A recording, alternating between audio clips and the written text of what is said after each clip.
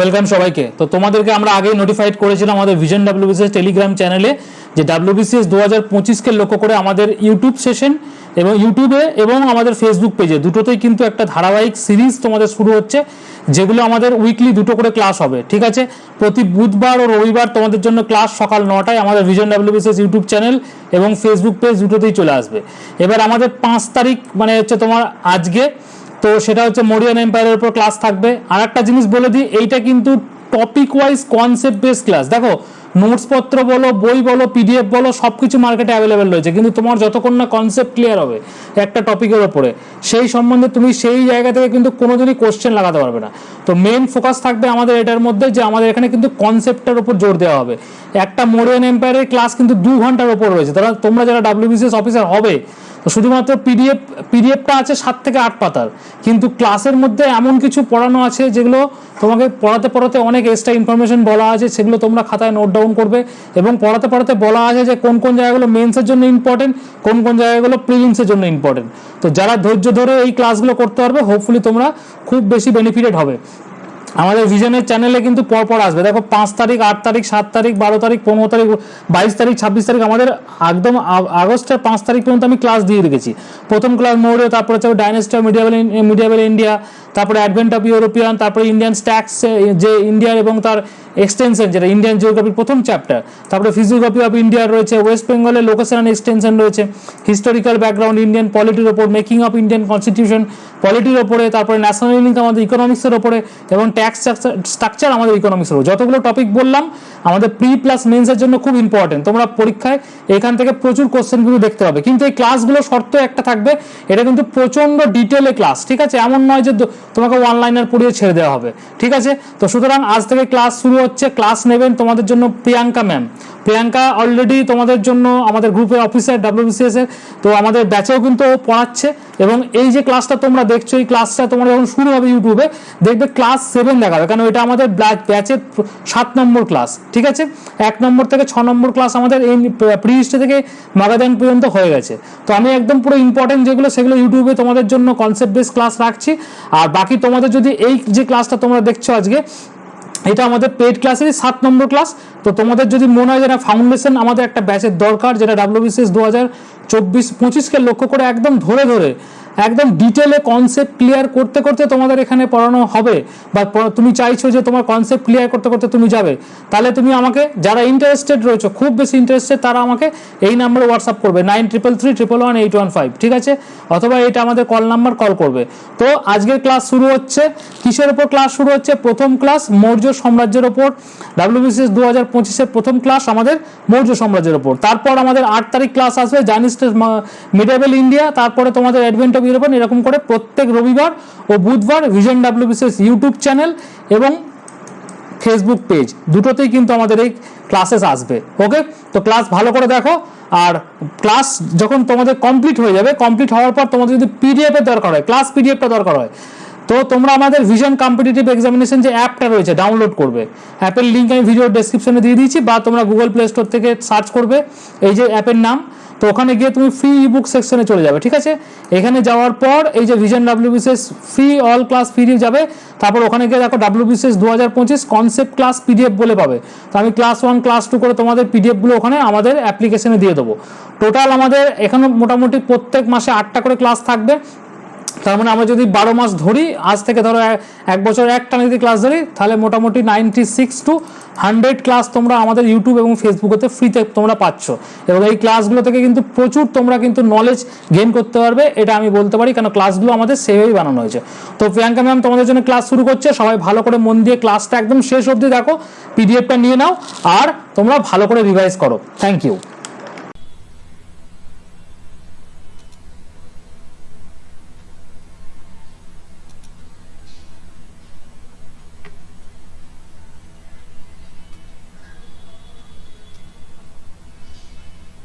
Hello friends, vision WBCS এর history ক্লাসে আপনাদের স্বাগত। আমি আপনাদের মেন্টর প্রিয়াঙ্কা দত্ত। আজকে আমরা চলে এসেছি আমাদের 7th ক্লাসে আমরা যে চ্যাপ্টারটা ডিল করব সেটা হচ্ছে মরিয়ান এম্পায়ার। গত ক্লাসেসগুলো মানে 6th মহাজনপদাস আর লাস্ট ক্লাসে আমরা মরিয়ান ডাইনাস্টির তিনটে মরিয়ান রিজিয়নকে যে 4টে ডাইনাস্টি রুল করেছিল তার মধ্যে 3টে ডাইনাস্টির কথা আমরা পড়েছিলাম। আজকে আমরা fourth and the most important ডাইনাস্টির কথা পড়বো, মরিয়ান ডাইনাস্টি বা মরিয়ান এম্পায়ার এদেরকে বলা হয়ে থাকে। এই পার্টিকুলার পোর্শনটা এনশিয়েন্ট হিস্ট্রিতে খুব ইম্পর্টেন্ট। এনশিয়েন্ট হিস্ট্রিতে আমরা দুটো ডাইনাস্টিকে রুল করতে দেখবো নর্থ ইন্ডিয়াতে, একটা হচ্ছে মরিয়াস আর একটা হচ্ছে গুপ্তাস। এই দুটোই কিন্তু আমাদের এক্সাম পার্সপেক্টিভের পয়েন্ট থেকে খুব ইম্পর্টেন্ট। প্রচুর কোয়েশ্চেন এসছে প্রত্যেক বছর, and not only WBCS, PSC যে কোনো এক্সামে, মানে miscellaneous, clerkship, food SI, IDO, any PSC exams, any central exams, history ancient পার্টে এই Mauryan empire and Gupta empire এইখান থেকে প্রচুর কোয়েশ্চেন দেখা যায়। তো আমি যেমন যেমন স্লাইডস এগোবে তেমন তেমন স্লাইডস গুলো ডিসকাস করব, অ্যান্ড কোন পোর্শন থেকে কোয়েশ্চেন্স এসছে সেই কোয়েশ্চেন্স গুলোকে আমরা ডিসকাস করে নেবো, ঠিক আছে? তো ফার্স্টে আমরা বলি যে একটু রিভাইন্ড করে নিই ক্লাস, দুটো ক্লাসকে একটু লিঙ্ক করে রিভাইন্ড করে নিই। রিভাইন্ডে আমি প্রথমে বলে দিই যে মরিয়ান এম্পায়ার বা মরিয়ান রিজিয়ন কোন জায়গাটাকে রুল করেছিল। ফার্স্টে হচ্ছে মগধ বলে, বিহারের মগধ বলে যে জায়গাটা, যেটা মডার্ন ডে পাটনা বা পাটলিপুত্র, সেই রিজনে পাওয়ারফুল 4টে ডাইনাস্টি রুল করে। আমাদের 16 মহাজনপদের মধ্যে আমরা লাস্ট ক্লাসে দেখেছিলাম যে মগধ সব থেকে পাওয়ারফুল মহাজনপদ হিসেবে ইমার্জ করে আসে। অ্যান্ড সেখানে আমরা দেখি যে 3টে ডাইনাস্টির কথা আমরা পড়েছিলাম লাস্ট ক্লাসে। সেই 3টে ডাইনাস্টি কি? Haryanka dynasty, Shishunaga dynasty and Nanda dynasty. এই 3টে ডাইনাস্টির কথা আমরা লাস্ট ক্লাস অর্থাৎ ক্লাস 6-এ ডিসকাস করি। 7th ক্লাসে আমরা 4th ডাইনাস্টিকে ডিসকাস করব, সেটা হচ্ছে মরিয়ান ডাইনাস্টি। এই মরিয়ান ডাইনাস্টির ফাউন্ডার যিনি চন্দ্রগুপ্ত মৌর্য, তার এই সারনেম যে মৌর্য, তাই থেকেই মরিয়ান এসছে কথাটা। অ্যান্ড মোস্ট ইম্পর্টেন্টলি অনেক তথ্য বলে যে মরিয়ান ডাইনাস্টি যারা রুলারের ফোর ফাদার্স ছিলেন, মানে চন্দ্রগুপ্ত মৌর্যের ফোর ফাদার্স যারা ছিলেন, মানে অ্যানসেস্টার্স যারা ছিলেন, তারা ময়ূর পালন করতেন। দে ইউজ টু পেট পিকক্স, টেম পিকক্স। সেইখান থেকে এই মৌর্য সারনেমটা আসে। বাট এটা অ্যাকচুয়ালি কি সেটা এখনো ট্রেস করা যায়নি। So it is one of the school of thoughts যেটা বলে যে ওনার ফোর ফাদার্সরা পিকক টেম করতো বা ময়ূর টেম করতো, তাকে মোর বলা হয় হিন্দিতে, সেখান থেকে মৌর্য। ওকে, তো এই ডাইনাস্টিটা মগধে কোন টাইমে রুল করেছিল? 322 টু 185 বিসি।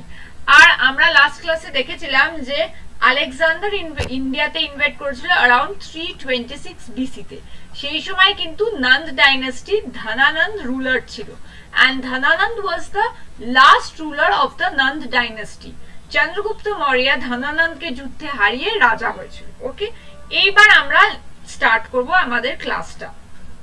দেখবে যে মরিয়ান পাওয়ার একটা ভীষণ পাওয়ারফুল ডাইনাস্টি ছিল, এবং এই টাইমে, এই রাজাদের টাইমে ইন্ডিয়া পুরো কাবুল, আফগানিস্তান ওই পোর্শন থেকে একদম সাউথে টিল গোদাবরী এর নর্থ সাউথ এক্সটেনশন ছিল, ইস্ট ওয়েস্টে মগধ ছিল, ব্রোজ ছিল, এই পুরো এরিয়াটা ছিল।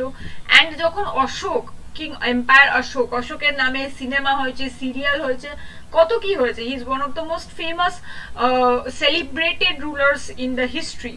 তো অশোকের কথা যখন আমরা পড়বো তখন দেখবো যে অশোকের ইনস্ক্রিপশন আমরা কিন্তু ফার সাউথ মাইসোরেও পেয়েছি, এবং স্ক্রিপ্ট গুলোয় লিখেছে ইনস্ক্রিপশন গুলো, শিলালিপিগুলোয়, সেগুলো কিন্তু চেঞ্জ হয়েছে। এক একটা রিজিয়নের অনুযায়ী এই ইনস্ক্রিপশন গুলো চেঞ্জ হয়েছে, ঠিক আছে?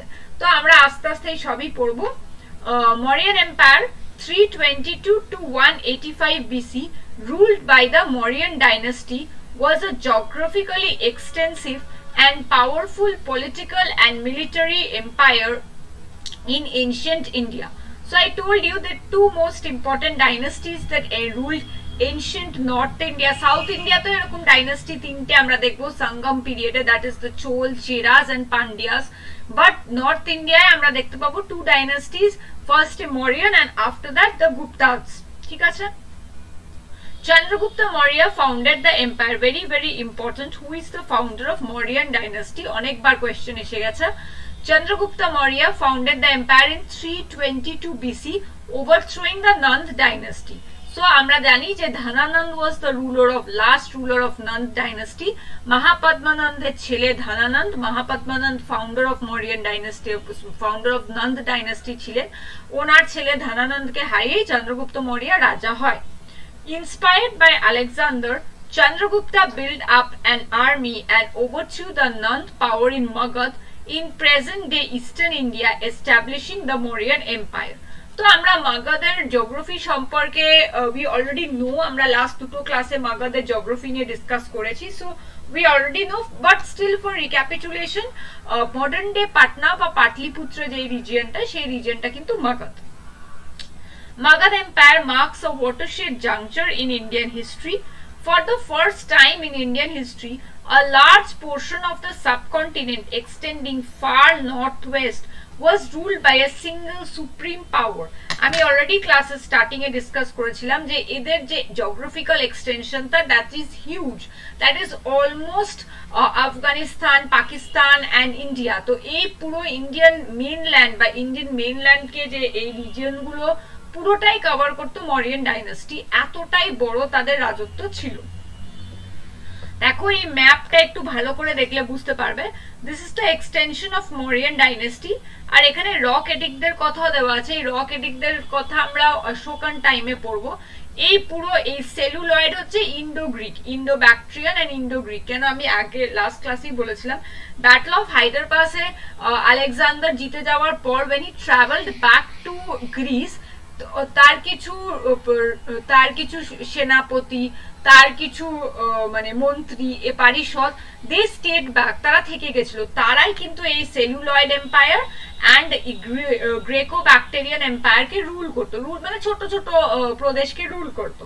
তো এই পুরো জায়গাটা কিন্তু তাদের ছিল। This is Kandahar, modern day Afghanistan. এই যে সরগজি, তক্ষশিলার কথা আমরা পড়েছি, পাটিয়ালা, এভরি পোর্শন, এই দিস এন্টায়ার নর্থ ইন্ডিয়া। এখানে সাউথে দেখো তাম্রলিপ্তি, ইস্টে সরি, দেন এইটা ধৌলি হচ্ছে কালিঙ্গা, এইটা হচ্ছে ওডিশার কালিঙ্গা রিজিয়ন, ব্যাটল অফ কালিঙ্গিয়া যেটা আমরা পড়বো। দেন সাউথে ইউসি ব্রহ্মগিরি, শুভনগিরি, অল দিস, এই পুরো রিজিয়নটা, এই সাউথে আমি আগেই বলেছি এদের কন্টেম্পোরারি ছিল হচ্ছে কেলাপুত্রাস, সাতাপুত্রাস, চোলাস এন্ড পান্ডিয়াস, এদের কন্টেম্পোরারি। এবং এদের কথা কিন্তু আমরা অশোকান রক এডিক্টেই জানতে পারবো যে এই ডাইনাস্টি গুলো সাউথে রুল করতো, কোন রিজিয়নে সে কথাও কিন্তু অশোক তার ইনস্ক্রিপশনে বলেছিল।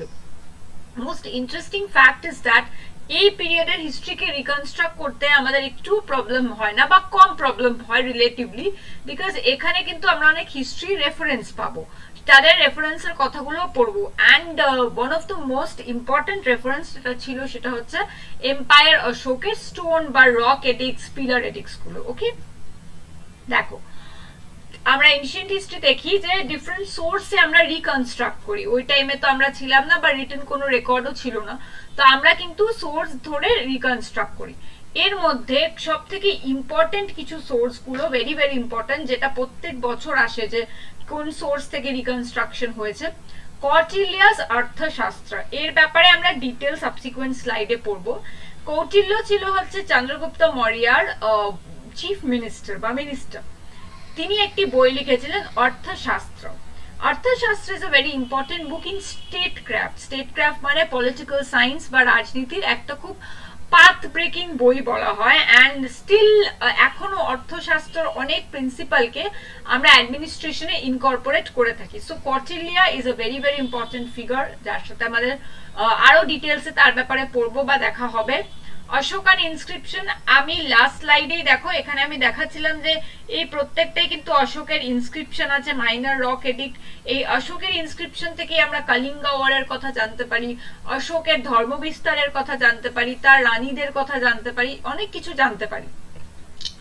Most important literary source is Megasthenes indica. Megasthenes was a Greek scholar. Actually Alexander চলে যাওয়ার পর যে গ্রিক যে গ্রিক পারিষদরা থেকেছিল তাদের মধ্যে সেলুকাস নিকেটর একজন ছিল, তিনি মেগাস্থিনিসকে পাঠিয়েছিলেন। And he was a foreign traveller. Foreign traveller যিনি তার অ্যাকাউন্টস বা তার ভিউ ইন্ডিয়া সম্পর্কে লেখে, তিনি যা যা দেখতে পেয়েছিল তিনি ইন্ডিয়া সম্পর্কে ইন্ডিকা বইটিতে লিখেছিল। এখানে একটা খুব interesting fact, this is not related to history but this is related to English writing. তোমাদের পিএসসি মিসলেনিয়াস 2024 একটা কোয়েশ্চেন এসেছিল যে ট্রাভেল কি importance of travelling and importance something related to like that. ঠিক আছে, ট্রাভেল কিন্তু যে আমাদের ওভারঅল নলেজ যেমন ইনক্রিজ করে, it's a very intricate part to develop বা রিকনস্ট্রাক্ট হিস্ট্রি।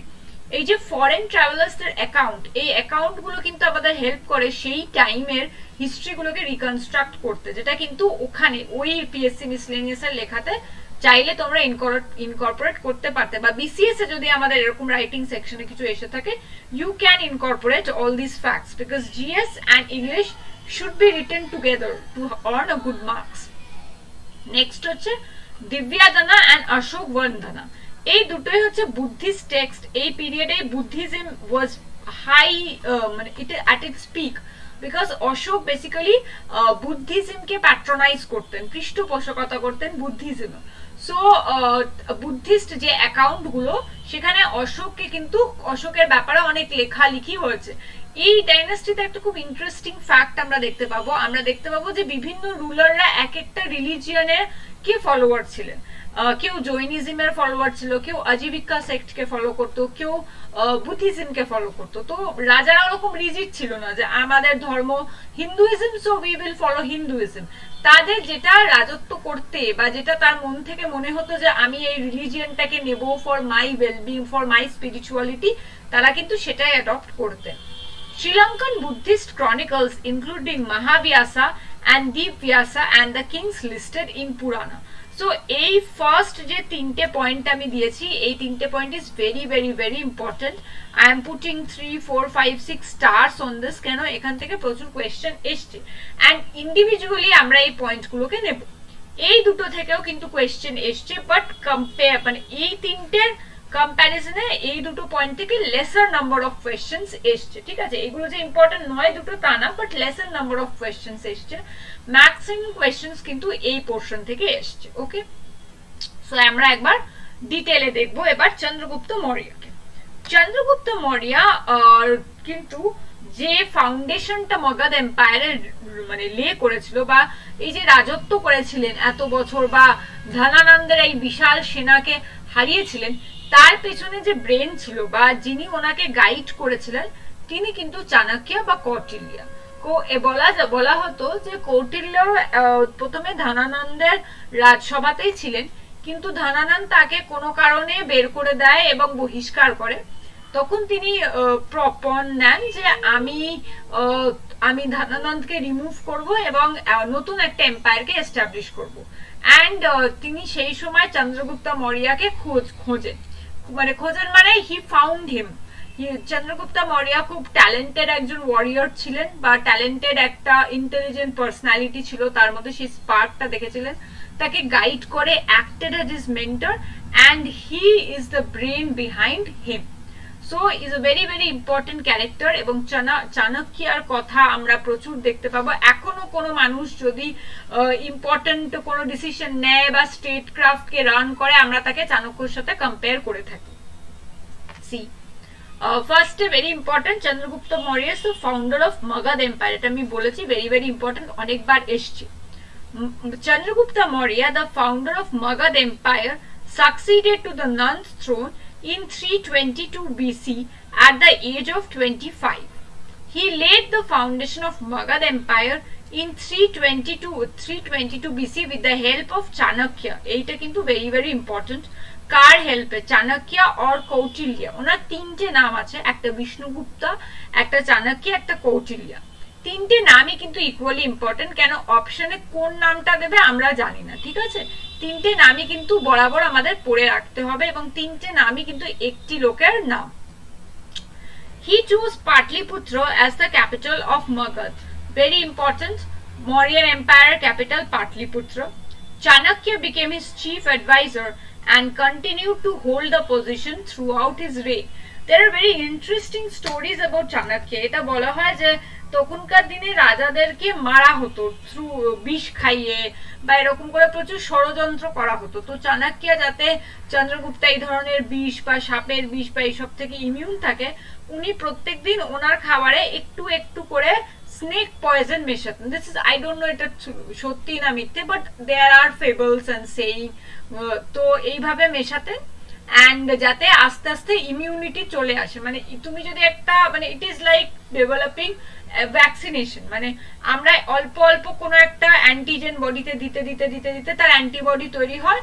তো সিমিলারলি বিষের একটা ড্রপ হয়তো দিল, এইভাবে করে করে করতো। মানে এটা বলে, সত্যি না মিথ্যে আমি জানি না, কোনো সাইন্টিফিক বেসিস আছে কিনা তাও আমি জানি না, but this is a very interesting story যেটা বলা হয় চাণক্যের ব্যাপারে। He ruled the whole subcontinent including Bihar, portions of Odisha, Bengal, western, northwestern India and Deccan. Thus the credit of first unification of North India is attributed to Chandragupta Maurya. Very important, কেন? He is credited as the first ruler who unified India. ঠিক আছে, first historical empire কিন্তু অনেক সময় Chandragupta Maurya answer অপশনে থাকে। আমরা last ক্লাসে দেখেছিলাম যে মহাপদ্মানন্দকে ফার্স্ট হিস্টোরিক্যাল এম্পায়ারের তকমা দেওয়া হচ্ছে, কিন্তু আমি এটাও বলছি যদি অপশনে মহাপদ্মানন্দ না থাকে তাহলে চন্দ্রগুপ্ত মৌর্য যদি থেকে থাকে তাহলে কিন্তু চন্দ্রগুপ্ত মৌর্যও করা যেতে পারে অনায়াসে। সো পিএসসি তো অনেক সময় এরকম ডাইসি কোয়েশ্চেন বা ডাইসি আনসার দিয়ে থাকে, তাই জন্য এগুলো বলা। চন্দ্রগুপ্ত মৌর্য গ্রিক এম্পায়ার সেলুকাস নিকেটরকে হারায় অ্যান্ড দেখবে যে তার মেয়ের সঙ্গে একটি বিয়ে হয়, ম্যাট্রিমোনিয়াল অ্যালায়েন্স অ্যান্ড ইন্টারন্যাশনাল ট্রিটির এটা ফার্স্ট রেকর্ড। এর আগে কোনো রেকর্ডেড ইন্টারন্যাশনাল ট্রিটি হয়নি।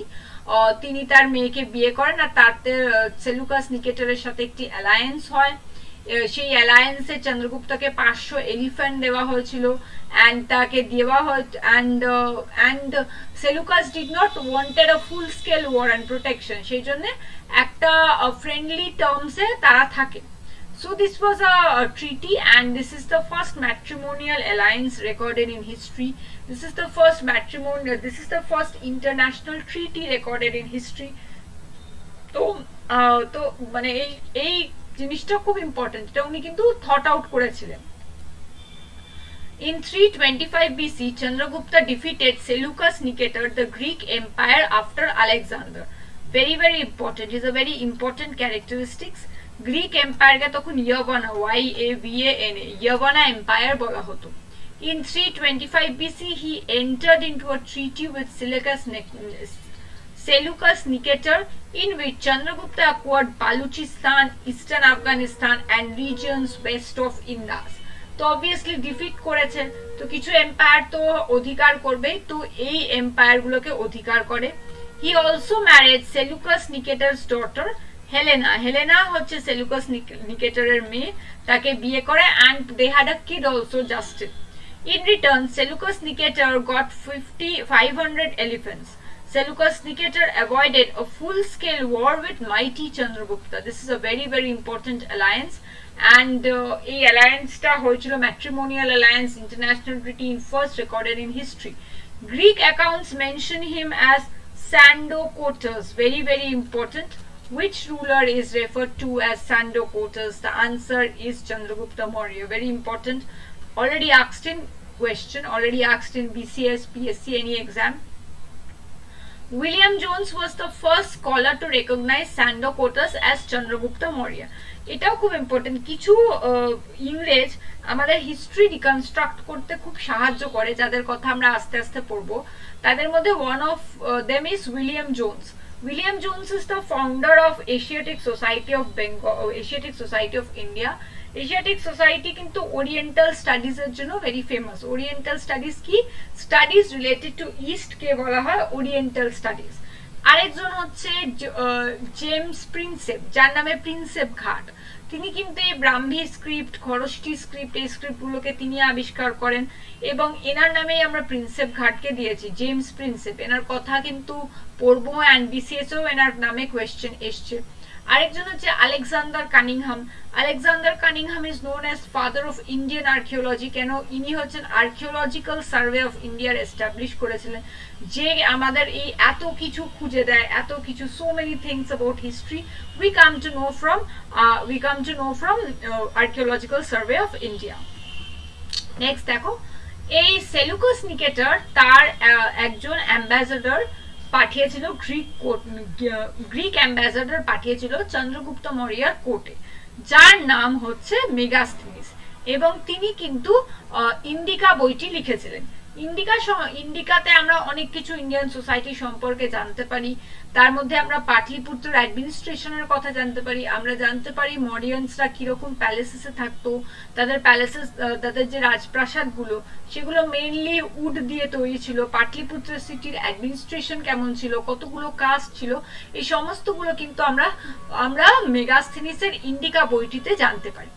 আরেকটা কথা আমরা জানতে পারি, সেটা হচ্ছে রুদ্রদামান বলে একটি রাজা, যিনি আরো 200-300 বছর পরে রাজত্ব করেন, সাকা এম্পারার রুদ্রদামান। তিনি কিন্তু তার জুনাগড় রক ইনস্ক্রিপশনে এই মরিয়ানসদের কথা লেখে, এবং জুনাগড় মানে মডার্ন ডে গুজরাটে, সেখানে একটি লেক আছে, লেক সুদর্শন। সেই লেকটি কিন্তু মরিয়ানসরা বানিয়েছিল, পরবর্তীকালে রুদ্রদামান সেটাকে রিপেয়ার করে। এই সমস্ত কিছু কিন্তু তিনি জুনাগড় রক ইনস্ক্রিপশনে লিখে রাখে। এই জুনাগড় রক ইনস্ক্রিপশনের কথা কিন্তু আমরা সাকা ডাইনাস্টিতে যখন পড়বো তখন জানতে পারবো। তো Megasthenes, a Greek ambassador, was sent by Seleucus Nicator in Chandragupta Maurya's court. Very very important. Megasthenes কার কোর্টে এসেছিল, কে ছিল, কি বই লিখেছিল, মেগাস্থিনিস নিয়ে একটা আলাদা স্লাইড আছে, সেখানে আমরা ডিটেইলে ডিসকাস করব। The inscription of Rudradaman proves his sovereignty over eastern India. Rudradaman K? Rudradaman হচ্ছে সাকা কিং, শাক্য রাজা রুদ্রদমন। তিনি কিন্তু ওয়েস্টার্ন ইন্ডিয়াতে তাদের সুপ্রিমেসির কথা, মরিয়ানসের সুপ্রিমেসির কথা লিখেছিল। Maintenance of a huge army is one of the most striking features of Chandragupta's administration. Obviously এত বড় একটা রাজত্ব আমরা দেখতে পাচ্ছি, it is spanning from Afghanistan to almost South India. তো এত বড় রাজত্ব মেইনটেইন করার জন্য obviously huge army requirement ছিল, যেটা একদমই আশ্চর্যের কথা নয়। Chandragupta Maurya built a dam on Lake Sudarshan. Emperor Ashok removed canals from it. Around 150 AD, Rudradaman repaired the lake. এই সব কিছুই কিন্তু তোমার জুনাগড় রক ইনস্ক্রিপশনে লেখা আছে। The Junagadh rock inscription of Saka king Rudradaman describes the work of Chandragupta Maurya and Ashok. এই যে কে lake build করেছিল, কে রিপেয়ার করেছিল, এগুলো সবই এই ইনস্ক্রিপশনটা লেখা আছে। This inscription is very important. Question has been already asked from this inscription. এই ইনস্ক্রিপশনে কি লেখা আছে, কোন রাজার ইনস্ক্রিপশন, কোথাকার ইনস্ক্রিপশন, সমস্ত কিছু। ওকে, নেক্সট আমরা দেখব, আমি আগেই বলেছি যে এই এম্পায়ারের, এই রাজবংশের যে রাজারা ছিল তারা কিন্তু বিভিন্ন রিলিজিয়নকে ফলো করেছে।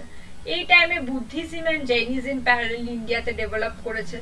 তো যেটা চন্দ্রগুপ্ত মৌর্য জৈনিজমের ফলোয়ার ছিলেন, হি was a অ্যাডহেন্ট follower of Jainism, এবং জীবনের শেষ টাইমে বা যখন তার জীবনের শেষ আসে, তিনি জৈন মঙ্ক ভদ্রবাহুর কথা শুনে জৈনিজম এমব্রেস করেছিলেন, অ্যাডপ্ট করেছিলেন, অ্যান্ড নিজের যে রাজত্ব সেটা তার ছেলে বিন্দুসারকে দিয়ে চলে যায় সাউথে শ্রাবণ বেলগোলা কর্ণাটকের জৈনিজমের একটা খুব ফেমাস পিলগ্রিমেজ সাইট। সেখানে একটা গোমতেশ্বরের স্ট্যাচু আছে, যেটা দেখতে শ্রাবণ বেলগোলায় আজও মেলা বসে।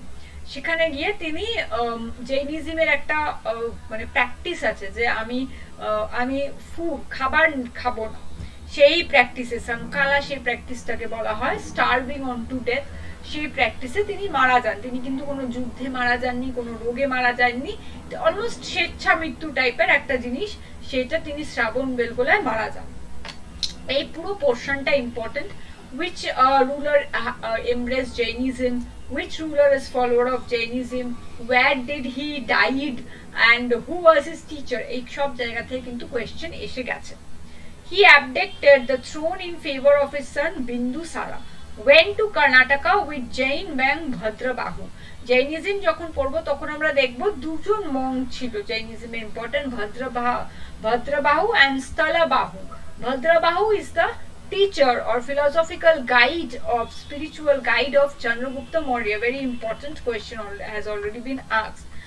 He embraced Jainism, again very important, and is said to have starved himself to death. Sekhana, এই টার্মটা কিন্তু মনে রাখবে, কোয়েশ্চেন কিন্তু এই টার্মেই এসেছিল। which ruler died by Selkhan? সেলখানে কিন্তু মানে starving himself to death. what is the meaning of Selkhan সেটাও আসে, তার মানে কি starving yourself to death।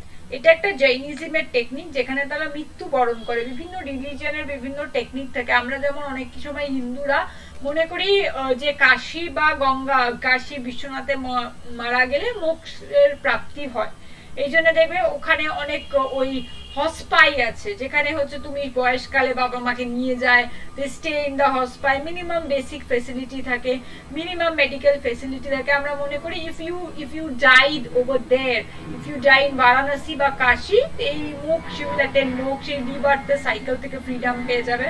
So it's something like that, যে ওরা এই বিলিভটা করতেন। He died in following that tradition at Shravan Belgola, which is in Karnataka. Shravan Belgola is a famous pilgrimage center as the statue of Gomoteshwara, son of Rishabh. Rishabh is the first Jain Tirthankar in Khashtarag Mudra is situated here. You can Google about Shravan Belgola and you will get to know it's a pilgrimage site. এখন অনেকে বেড়াতেও যায়, বেলুর হেবিবেদুর ওই সার্কিটে শ্রাবণ বেলগোলা পরে। You can Google, স্ট্যাচুটাও দেখা যায়, very important. এখান থেকে কিন্তু অনেক কোয়েশ্চেন এসছে, স্ট্যাচুটা থেকেও কোয়েশ্চেন এসছে, সো এই স্ট্যাচুটা কিন্তু করে রাখবে এই পোর্শনটা। নেক্সট আমরা যে ইম্পর্টেন্ট ক্যারেক্টারের সাথে যা কথা বলবো তিনি হচ্ছেন চাণক্য বা কৌটিল্য। চন্দ্রগুপ্ত মৌর্য যে রাজা হয়, এত বছর রাজত্ব করে, তাকে কিন্তু চাণক্য ফুল সাপোর্ট দিয়ে গেছে। সবসময় কিন্তু চাণক্য সাপোর্টটা দিয়ে গেছে যে এইটা এইভাবে করতে হবে, ওইটা এইভাবে করতে হবে। এই সাপোর্ট পেয়েছে বলে কিন্তু ও এগুলো করতে পেরেছে। He is a very shrewd master mind টাইপের মানুষ ছিলেন। অ্যান্ড তিনি he is considered very much efficient in political science, economics, politics, এই সমস্ত সম্পর্কে খুব ভালো মানে আউটলুক ছিল। অ্যান্ড ঠিক সেইভাবে গাইড করেছে চন্দ্রগুপ্তকে, তিনি শুনেছেন, সেই জন্যই মৌর্যন এম্পায়ার এসছে। ওকে, Chanakya was a teacher, philosopher, economist, jurist and royal advisor. He is known as Kautilya or Vishnugupta. আমি আগেই বলেছি যে দুটো নামই এসছে, দুটো নামই পরীক্ষা এসছে। Who is known as Kautilya বা এরকম চলে এসছে। Chanakya was the chief architect of Chandragupta's empire, internal and external policy. Internal and external policy, any type of policy, সবকিছুই কিন্তু চাণক্য বুঝিয়েছে চন্দ্রগুপ্তকে করতে, তাকে ইন্সপায়ার করেছে, কি করবে গাইড করেছে। অনেকটা is the role of a king maker. King মেকারের যে রোলটা, সেই রোলটা কিন্তু চাণক্য মানে পূর্ণ করেছে। He assisted Chanakya in organizing a large army against the nuns through guerrilla tactics. তো হি ইজ দ্য পারসন যে স্টেট ক্রাফট বুঝেছে, মিলিটারি বুঝেছে, কি করতে হবে না করতে হবে। He author the ancient political treatise, Arthashastra, very important. আমি আগেই বলেছি অর্থশাস্ত্র থেকে মুঘল পিরিয়ড, মরিয়ান পিরিয়ডের হিস্ট্রি আমরা জানতে পারি। এটা একটা পলিটিক্যাল ট্রিটিজ বা পলিটিক্যাল কমেন্ট্রি, পলিটিক্সের বই, কিভাবে রাজ্য চলবে, রাজ্যর বই, সেই বইটা, which is still considered one of the best books of statecraft. একটা কথা বলে দিই, অর্থশাস্ত্র কি নিয়ে ডিল করে, it's a book related to statecraft, এটা কিন্তু এসছে, ঠিক আছে। মানে ম্যাচ দ্য ফলোইং এ এরকম এনশিয়েন্ট বইদের নাম, আর এখানে হচ্ছে তাদের ওই মেন থিমগুলো, সেখানে কিন্তু পলিটিক্যাল ট্রিটিস বা পলিটিক্যাল বুক অন স্টেটক্রাফট সেটা এসছে। Kautilya is considered the pioneer of political science and economics and history. এখনো খুব কেউ যদি এরকম কিছু থাকে পলিটিক্সের ফিগার, তাকে আমরা কিন্তু কৌটিল্যের সাথে তুলনা করে থাকি। Kautilya's Arthashastra is often compared to Prince of Machili. ম্যাচিলি বলে একজন ইম্পর্টেন্ট পলিটিক্যাল সায়েন্টিস্ট ছিলেন ওয়েস্টে, যিনি স্টেটের কনসেপ্ট দেন। তার বই প্রিন্সে তিনি স্টেটের কনসেপ্ট দিয়েছিলেন, এবং Kautilya is often compared to him. কৌটিল্যকে তার সাথেও তুলনা হয়ে থাকে। Arthashastra is an ancient Sanskrit treatise on statecraft, economic policy and military strategy. Arthashastra is a rich source of administrative, political and socio-economic principles applicable in Mauryan times and is also relevant today. আমি আগেই বললাম আমাদের মানে লাল বাহাদুর শাস্ত্রী একাডেমিতে কৌটিল্য ভবন বলে একটা ভবন আছে, সেখানে অডিটোরিয়ামটা আছে। তো সেই অডিটোরিয়ামে কিন্তু it's named after him. is a very pioneer characteristics in statecraft. তার থিওরিজ গুলো দে আর রেলিভেন্ট স্টিল টুডে। এখনো কিন্তু তার মধ্যে আমাদের যে ফরেন অ্যাফেয়ার্স বা সেগুলো কিন্তু এখনো কিন্তু মানে সেই টাইমেও যতটা রেলিভেন্ট ছিল এই টাইমেও কিন্তু ততটাই রেলিভেন্ট। অ্যান্ড তিনি একটা থিওরি দেন সপ্তাঙ্গ থিওরি বলে। সপ্তাঙ্গ থিওরিটা কি, 7টা লিম্স আছে। একটা রাজত্বকে চালাতে গেলে একটা রাজা একা চালায় না, তার 7টা লিম্স আছে। সপ্ত অঙ্ক, সপ্ত মানে 7, অঙ্গ মানে লিম্স, 7 লিম থিওরি। এটা কিন্তু এই অর্থশাস্ত্র বইটিতে দেওয়া হয় এবং এই 7 লিম্স থিওরি কি কি লিম্স কোনটা পার্ট সেটা আমি ডিসকাস করেছি। কেন আমি এই 7 লিম থিওরির কথা বললাম, কেন এখান থেকে কোয়েশ্চেন এসছে যে who propounded sapta ang theory? Answer ছিল চাণক্য। and কোন কোন জিনিসকে 7 লিম্সে ইনক্লুড করে, ঠিক আছে? which of the following are included in 7 limbs? তাহলে আমাকে সেই 7টা লিম্ব বা সেই 7টা নোডাল পয়েন্টকেও জানতে হবে। Chanakya has given many important theories on statecraft such as the Mandal theory and Saptanga theory. Saptanga theory টা খুব ইম্পর্টেন্ট, এটা কিন্তু বিসিএস মেইনসে অলরেডি চলে এসছে, তাছাড়া সিজিএলও চলে এসছে, তাই জন্য আমি বারবার করে ডাবল স্টার দিয়ে রাখছি। এইটা হচ্ছে আমার সপ্তঅঙ্গ। এই যে এই ফিগারটা মনে রাখবে, স্বামী মানে কিং, কিং মানে রাজা। রাজা তার রাজত্ব চালাতে গেলে কিছু ইম্পর্টেন্ট পিলার্স, আমরা যেটাকে বলি পিলার্স অফ অ্যাডমিনিস্ট্রেশন বা পিলার্স অফ কিংডম, সেই পিলার্স হচ্ছে 7 পিলার্স আছে। তার মধ্যে king is the first pillar. King এর সাথে কারা কারা ইন্টারডিপেন্ডেন্ট তাদের কথা আমরা পড়ি। মিত্র, মিত্র মানে এলাই। It's very relevant today. এখন যদি আমরা দেখি যে এই যে যুদ্ধ হচ্ছে ইরান এন্ড আমেরিকা, তো এই যে তোমার এলাই, ইরানের এলাই কে? রাশিয়া। রাশিয়া এন্ড চায়নাকে সে কি করছে? তেল নিয়ে যেতে দিচ্ছে। ইন্ডিয়া যেহেতু ইরানের এলাই, তাই তো মাঝে মাঝে ইন্ডিয়ার শিপকে ছাড়া হচ্ছে। মিত্র, মিত্র ইজ ভেরি ইম্পর্টেন্ট। মিত্র তোমাকে কিভাবে তোমার দুর্দিনে হেল্প করবে সেটা কিন্তু দেখিয়ে দেয়। See, when Ukraine is at war with Russia, then America কিন্তু ইউক্রেনকে হেল্প করছে। NATO countries are trying to help Ukraine. So your mitra plays a very important role in statecraft. Next হচ্ছে কোষ। কোষ মানে ট্রেজারি। রাজকোষে কত টাকা আছে, ট্রেজারি হচ্ছে কোষ। তোমার কোষ বা ট্রেজারি যতটাই স্ট্রং, তোমার মানিটারি ফাইন্যান্সিয়াল পাওয়ার যতটা স্ট্রং, রাজা ততটা স্ট্রং। এখনকার দিনে সিম্পল হিসেব, ইউএস এর পয়সা বেশি, ওই জন্য ট্রাম্পের মনে হচ্ছে আজ ভেনিজুয়েলায় বোম ফেলছে, কাল ইরানে বোম ফেলছে, পরশু ইরাকে ফেলবে, তারপর অন্য কোনো একটা দেশে ফেলবে। বিকজ ট্রেজারি খুব খুব মানে they have the strongest economy. Of course that's the reason United Nation ওদের ব্যাপারে কোনো কথা বলে না, কিছুই বলে না। Russia import very strong economy, that's why nobody speaks up. So treasury is so important. কোষ। জনপদ, জনপদ মানে পাবলিক বা সিটিজগুলো, পাবলিক সাপোর্ট আছে কিনা। এই যে অপারেশন সিন্ধু নরেন্দ্র মোদীজি করলেন, পাবলিক ওয়াজ ভেরি সাপোর্টিভ। এখন যদি কোনো একটা ওয়ারে আমি যাই যেখানে আমি পাবলিক সাপোর্ট না পাই, পাবলিক প্রোটেস্ট পাই, so I will not be able to do it. Not only war, any decision I take as a king, আমার পাবলিক সাপোর্ট দরকার হয়। কোনো বিল পাস করতে গেলে আমরা লোকসভা রাজ্যসভায় দেখি যে পাবলিক কি বললো, উইমেন্স রিজার্ভেশন বিল পাস হলো না, because oppositions did not support public. Opposition is the voice of the public, আমরাই ইলেক্ট করে পাঠাচ্ছি। So public is very important. Farmers protest bill একটা ভেরি ইম্পর্টেন্ট অ্যাসপেক্ট এইখানে। ফার্মার্স প্রোটেস্ট বিলে কি হলো, ফার্মাররা বিল পার্লামেন্টে পাস হয়ে গেছে, ইমপ্লিমেন্ট করা গেল না, কেননা public did not want it. So public always plays a very important role in statecraft. Amatya, Amatyas মানে বিউরোক্র্যাটস, যেটা তোমরা হবে। বিউরোক্র্যাটস অ্যান্ড মিনিস্টার্স, তাদেরকে আমাত্যাস বলা হয়। অফিসিয়ালস, মিনিস্টার্স, এদেরকে আমাত্য বলা হয়। আমাত্যারা like the cabinet of the king, তাদেরকে আমরা বলি আমাত্যাস। একটা কিং এর একা রাজত্ব করা সম্ভব না, আমরা জানি they have got finance minister, they have got external affairs minister, তাদেরও রকম ছিল। ইনফ্যাক্ট এই সেম মডেলটা শিবাজিও ফলো করেছে। শিবাজির অষ্টপ্রধানের কথা আমরা দেখব, যেখানে 8টা আলাদা আলাদা উইং এর ইনচার্জ, আলাদা আলাদা অফিসিয়ালস ছিল। গুপ্তাসদের আমরা দেখবো যে আলাদা আলাদা উইং এর ইনচার্জে ছিল। আমরা সুলতানেট পিরিয়ডে দেখবো সেম থিং। দুর্গ মানে ফোর্টটা কতটা স্ট্রং। ফোর্টটা স্ট্রং কেন দরকার? কারণ কি আগেকার দিনে তো মানে এরকম যুদ্ধ হতো না যে ড্রোন দিয়ে অ্যাটাক হচ্ছে বা হচ্ছে।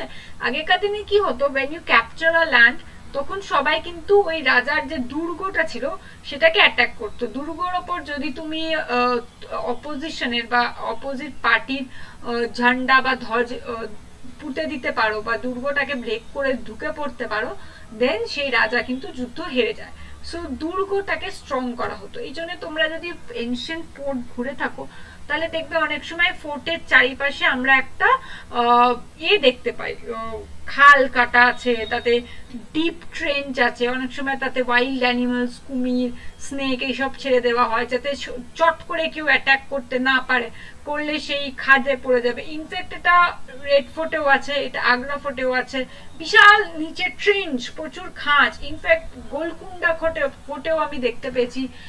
বিষ্ণুপুরেও আছে। বিষ্ণুপুরে কি করতো, বিষ্ণুপুরে যে মল্ল রাজারা ছিল তারা হাতি পুষতো, পাগলা হাতি, সো দ্যাট যখন কেউ অ্যাটাক করতো ওই পাগলা হাতিকে ছেড়ে দেওয়া হতো। দেয়ার ফোর্ট ওয়াজ ভেরি স্ট্রং, যাতে এই অ্যাটাকস গুলোকে দেখতে পারে। ইনফ্যাক্ট গোলকুন্ডা ফোর্টের রাস্তাটা এরকম, মানে এরকম করে একটা এস শেপের রাস্তা, মানে এইরকম ভাবে ঢুকতে হয়। এটা ফোর্টের দরজা, এইভাবে তোমাকে গলিতে গিয়ে ঢুকতে হবে, স্ট্রেট নয়, মানে এইরকম একটা ইউ শেপ করে ঢুকতে হয়। তো আমি জিজ্ঞেস করেছিলাম যে গাইডকে যে ওয়াই এরকম একটা শেপ। তো তখন কি হতো যে রাজাদের যে ফোর্টকে দরজা ভাঙার জন্য হাতিকে ছেড়ে দেওয়া হতো, পাগলা হাতিকে, 10-12 জনকে, 10-12টা পাগলা হাতি will strike the walls of your fort and মানে দরজাটাকে ভাঙার চেষ্টা করা হতো। দরজা তো কাঠের হতো, দরজা তো পাথরের নয়।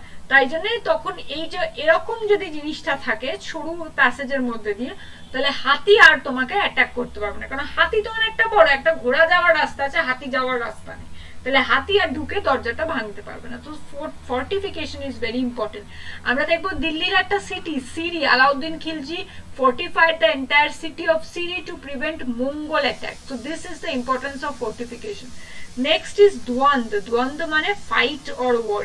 You have to have an army to protect you. তুমি সবসময় যে এই যে ইন্ডিয়ার আর্মির কি পলিসি, আমরা কিন্তু অ্যাটাক করি না, আমরা আমাদের মাদারল্যান্ডকে ডিফেন্ড করি।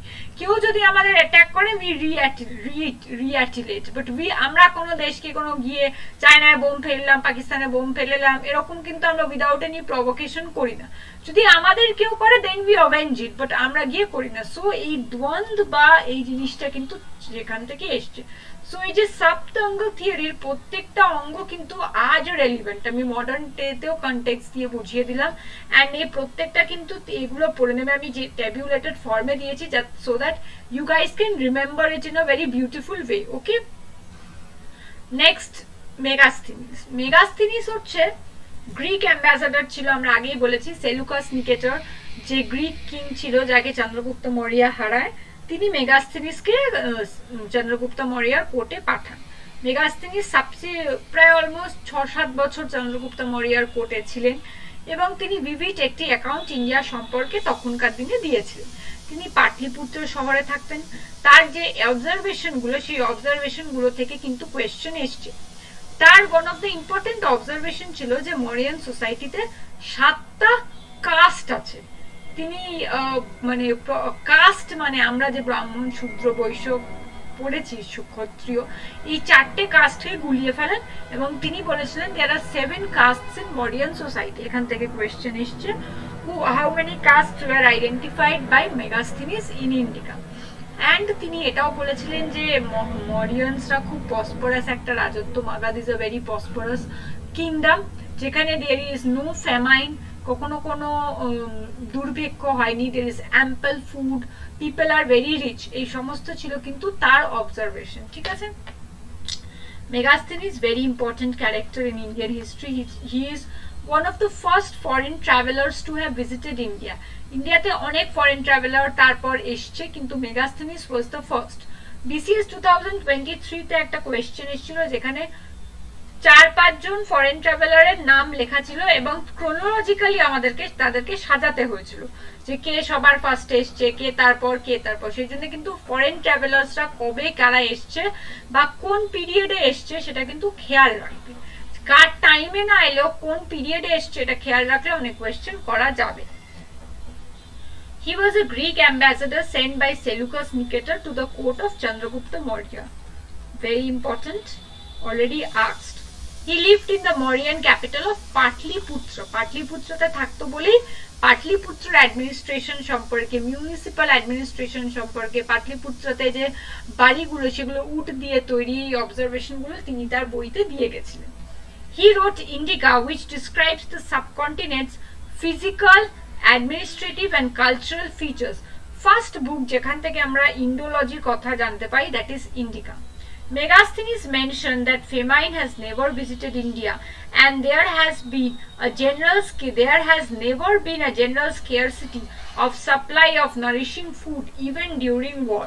It's a very important point. এই observation থেকে already question চলে এসেছে, তাই জন্য আমি ডাবল স্টার করে দিলাম। There was no famine in India, it was his observation. আমি বারবারই বলছি his observation, ছিল না we don't know, এটা মেগাস্থেনিস observe করে গেছিল।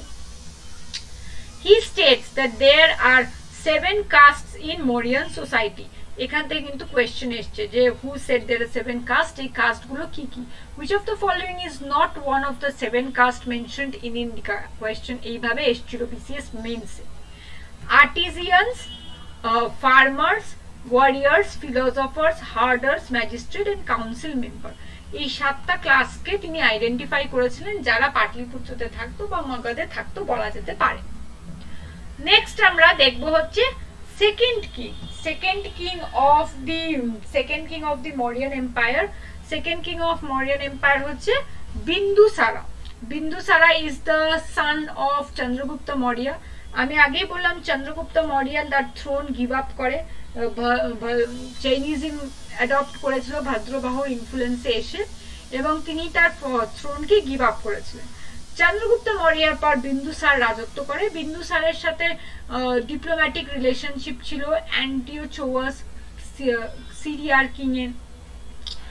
আরেকজন অ্যাম্বাসেডর ভিজিট করেছিল ডেমিসিয়াস বিন্দুসারের কোর্টে। বিন্দুসারকে বলা হতো অমৃত কথা আর অমৃত খোয়াস, অ্যান্ড হি ওয়াজ অলসো অমৃত খোয়াস মানে কি ডেস্ট্রয়ার অফ ফো, মানে destroyer of enemy, killer of enemy. Chandragupta was succeeded by his son Bindusara, whose reign was necessary for contact with the Greek. ইনি কিন্তু অনেক গ্রিক কন্ট্যাক্ট এস্টাবলিশ করেছিলেন। Chandragupta Maurya had 2 wives. One was Helena, Seleucus Nicator's মেয়ে, আর একজন ছিল হচ্ছে দুধধারা বলে একজন কুইন, যিনি তার ছোটবেলার বান্ধবী ছিলেন, এন্ড এই বিন্দুসার হচ্ছে তারই সন্তান। Bindusar maintained good diplomatic relation with Antiochus the king, the Seleucid king of Syria. Very important, already asked যে Antiochus এর সাথে কার রিলেশনশিপ আছে, এটা বোধহয় 2023 BCS প্রিলিমস এর কোয়েশ্চেন ছিল যে বিন্দুসারের সাথে কোন সেলুলয়েড কিং এর ভালো রিলেশনশিপ ছিল। Antiochus sent Demuas, an ambassador to Bindusar's court. এখান থেকে কোয়েশ্চেন এসছে ডেমিয়াস কার কোর্টে এসেছিল, ডেমিসুয়াস কার কোর্টের অ্যাম্বাসেডর ছিল। Answer is Bindusara. He conquered the land between Arabian sea and bay of Bengal. Greek writers also wrote him as Amitraghata or অমৃত কোয়াস। ডেমিসুয়াস visited his court, আগেই বলেছি। অমৃত কোয়াস মানে কি destroyer of force by the Greek. Foe মানে কি enemy, ফো মানে এনিমি। ফ্রেন্ডের অপোজিট ফো, ফো মানে enemy. while the Mahavyasas refer him as অমৃত কথা, কিলার অফ এনিমি। তার মানে ওই অমৃত কথাটা থাকছে, অমৃত কোয়াস কেউ বলছে আর অমৃত কথা কেউ বলছে। ওকে, দেখো বিন্দুসার কিন্তু আবার জৈনিজমের ফলোয়ার ছিল না, বিন্দুসার ফলোয়ার ছিল আজীবিকা সেক্টর। আজীবিকাইজম বলে এই সময় একটা স্কুল অফ ফিলসফি ডেভেলপ করে, সেই স্কুল অফ ফিলসফি বা স্কুল অফ থটকে বিন্দুসার প্রমোট করতো, বিন্দুসার তার ফলোয়ার ছিল। He joined the Ajivika sect founded by Mahakali Goshala. Important, who is the founder of Ajivika sect? আর বিন্দুসার কি কোন সেক্টকে ফলো করতে, এটা কোয়েশ্চেন চলে এসছে। একটা কথা আমি প্রথমেই বলেছিলাম যে এখানকার যে রাজারা তারা কিন্তু এক একটা মানে school of thoughts K follow করতো, এক একটা ফিলোসফি কে ফলো করতো, এক একটা রিলিজিয়ন কে ফলো করতো। চন্দ্রগুপ্ত মৌর্য যেমন জৈনিজম কে ফলো করতো, বিন্দুসার কিন্তু আজীবিকা সেক্ট কে ফলো করতো। Bindusar consolidated the empire created by his father, and his administration extended with territorial conquest in South India. Bindusar made a very important contribution. Chandragupta Maurya কিন্তু south India বেশি কঙ্কর করেনি, চন্দ্রগুপ্ত মৌর্য কিন্তু গোদাবরী অবধি রুল করতো। বিন্দুসার যেটা করে, বিন্দুসার যেটা করেছিল তিনি কিন্তু সাউথ ইন্ডিয়াতেও তার রাজ্যের বিস্তার করে এবং সাউথ ইন্ডিয়াতেও অ্যাটাক করেছিল, সাউথ ইন্ডিয়ার রাজত্বগুলোকেও কিন্তু অধিকার করেছিল, এবং এটা অশোকান এডিক্সে কিন্তু দেখা যায়। Not only Ashokan এডিক্স, south India যে চোলা এডিক্স আছে সেখানেও কিন্তু আমরা দেখি যে বিন্দুসার সাউথ ইন্ডিয়াতে beyond Deccan, he went beyond Deccan. Tibetan Buddhist monk Taranta describes Bindusar as the conqueror of the land between the two seas, that is peninsula. আমাদের পেনিনসুলার শেপ কি এরকম, এখানে একটা sea, this is Bay of Bengal and this is Arabian Sea. এই দুটো ল্যান্ডের যে দুটো মাঝের যে ল্যান্ডটা সেটা বিন্দুসার কনকার করে, তার মানে peninsular India. Buddhist monk, Tibetan Buddhist monk Taranatha এটা বলেছিল। এবার দেখো আজীবিকা সেক্ট, আজীবিকা সেক্টের ফাউন্ডার হচ্ছে মহাকালী ঘোষালা আর মহাকালী মাক্সিপুত্রা। এই সেক্টটা ওই সময় ডেভেলপ করেছিল। এই সেক্ট কি বিলিভ করতো, এই সেক্ট নিয়তি বিলিভ করতো, নিয়তি মানে ফেট। এই সেক্ট কি বিলিভ করতো এটা কিন্তু কোয়েশ্চেনে এসছে। ওরা বিলিভ করতো এভরিথিং ইজ প্রি ডিটারমাইন্ড, যা হচ্ছে আমাদের সাথে সবই প্রি ডিটারমাইন্ড, নিয়তি বা ফেটের, আমাদের কোনো কিছুই করার দরকার নেই, ফেটে আমাদের যা আছে বা নিয়তিতে যা আছে সেটা হবে। সামহাট আমরা এখনো ফেট বা লাক বা নিয়তি এই জিনিসটা এখনো আমরা কিন্তু বিলিভ করি। অনেকেই লাক বলে কিছু মানে না, but I believe K there is a tinge of luck in everything, মানে your hard work is 99.5%, but 0.5% is your luck, and sometimes a 0.5% is very important which can make a huge difference. তো ওরা সেই principal believe করতো নিয়তি। আর যেহেতু ওদের patronise করতে হচ্ছে বিন্দুসার ওদের জন্য বিভিন্ন কেভস বানিয়ে দিয়েছিল। মোস্ট ইম্পর্টেন্ট কেভ ছিল বারাবার কেভস, যেটা বিহারের Barabar caves, and it's the place where Jains and Ajivika monks rest করতো। ঠিক আছে, ওদের তো প্যাট্রোনাইজ করতো, তাই জন্য অবভিয়াসলি ওদের জন্য কিছু তো কিছু বানাবেই। Ajivika said the school of thought developed in India during the same time of Jainism and Buddhism. Very important, Ajivika sect. It is founded by Ghosala Makshiputra. এটাও ইম্পর্টেন্ট, এখান থেকে কোয়েশ্চেন এসছে, who is the founder in this person. এই ঘোষালা মাক্সিপুত্র বলে, আবার অনেক সময় মহাকালী ঘোষালাও বলে, একই, দুটো পার্সন কিন্তু একই, একজনেরই দুটো নামই জেনে রাখবে। Okay, doctrine, Ajivika school is known for its niyati fate doctrine of absolute determinism. আমি বললাম ওরা আগে থেকেই বিলিভ করতো যা হচ্ছে বাই ফেট, আমার নিয়তি যা বলছে তাই everything is pre determined. The premise that there is no free will and that everything that has happened and is happening and will happen is entirely preordained and a function of cosmic principle. ওরা কিন্তু এই কথাটা এসেছিল নিয়তিজম, ফেট, এই doctrine. Ajeevika sect follows which doctrine? এটাও question এসছে, the answer is নিয়তি or fate. So important, পড়ে রাখবে। Ajivika philosophy reached its height of popularity during the reign of Mauryan Empire Bindusar. This is the time, একটাই টাইমে আজীবিকার একটাই প্যাট্রোনাইজার আমরা royal প্যাট্রোনাইজার দেখতে পেয়েছিলাম, দ্যাট ইজ বিন্দুসার। বুদ্ধিজমের অনেক প্যাট্রোনাইজার দেখেছি আমরা, জৈনিজমের প্যাট্রোনাইজ দেখেছি, বাট আজীবিকাইজমের single patroniser that is Bindusara. Okay, The oldest rock-cut cave in India, Barabar Caves, very important, Barabar Caves in Bihar, dating from the Mauryan Empire, was made for Ajivikas and Jain to retreat and meditate. এরকম তাদের থাকার জন্য cave residence বানিয়েছিল, এটাও কিন্তু কোয়েশ্চেনে এসছে। Barabar caves কে বানিয়েছে, কাদের dedicate করা হয়েছে? Jainism and Ajeevika set. অপশনে কিন্তু জৈনিজম ছিল না সেই কোয়েশ্চেনটা, অপশনে আজীবিকাই এসছিল। তো যেহেতু আজীবিকাইজমই মেন, সেহেতু এটাই আনসার হতো। তো this is about Ajivika sect and Ajivikism. আজ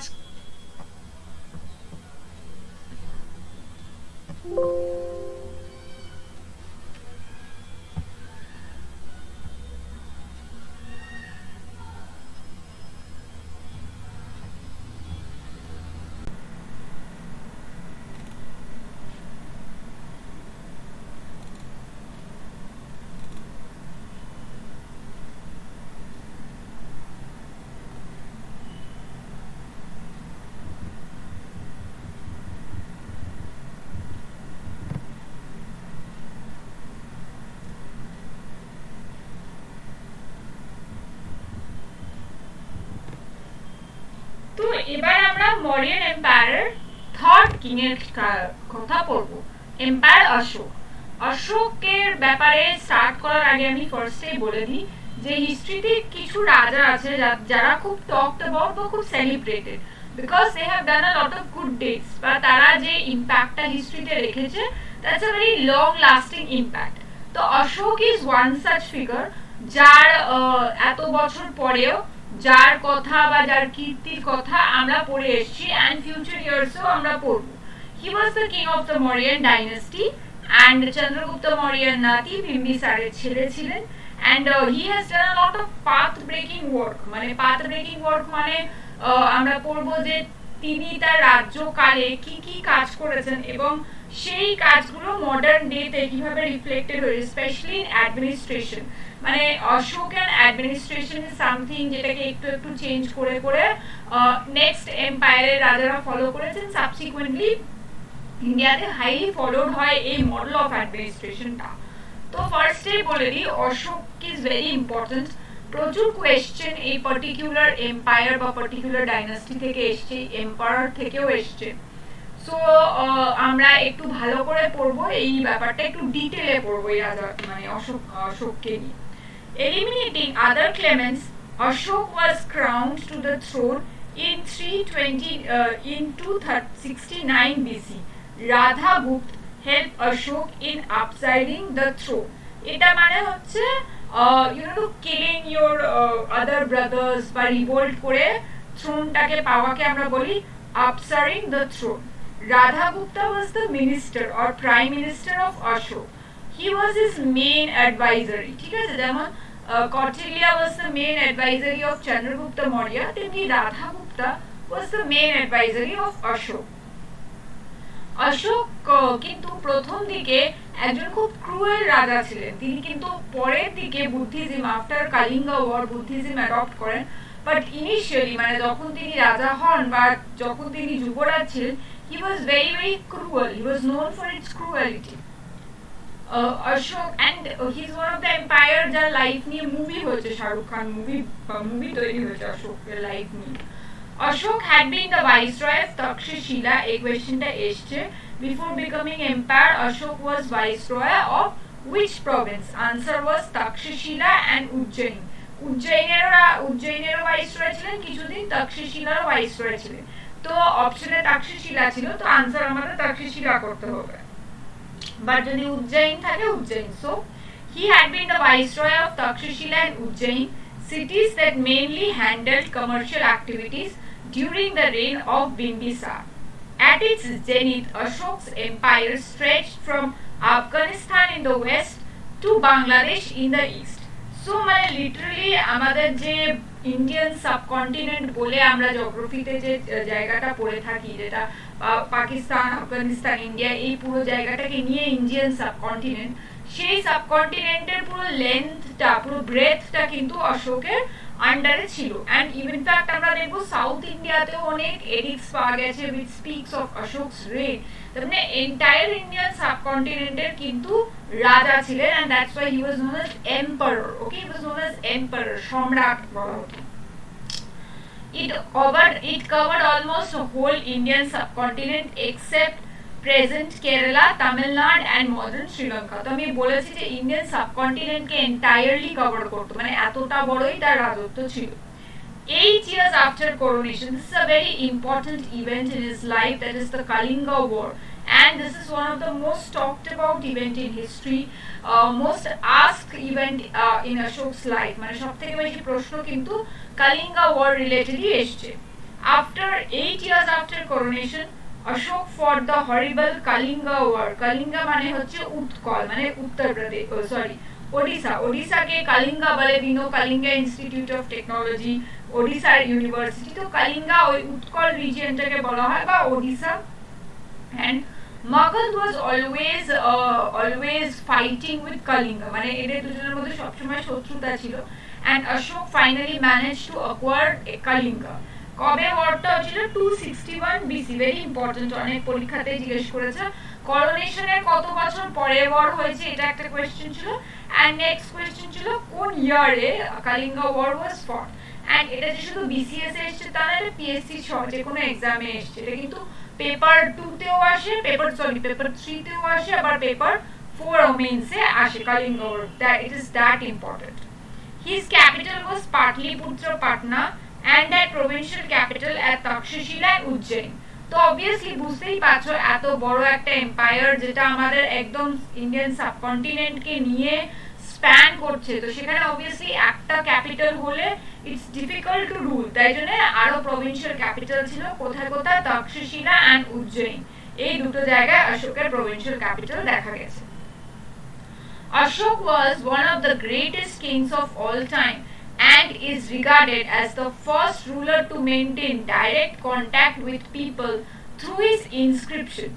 One of the most important event bolte paro is construction of rock edicts and inscription.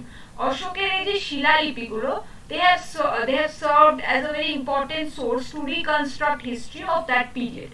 ওই পিরিয়ডে কি হয়েছে, কোথায় যুদ্ধ হয়েছে, কি হয়েছে, এভরিথিং অশোক তার শিলালিপিতে লিখে রাখতো।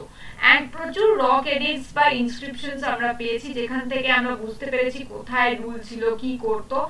And he was a king যে ডাইরেক্টলি পিপলদের সাথে কথা বলতো এবং ডাইরেক্টলি পিপলদের কন্ট্যাক্টে ছিল, সেটা কিন্তু তার ইনস্ক্রিপশন থেকেই বোঝা যাবে।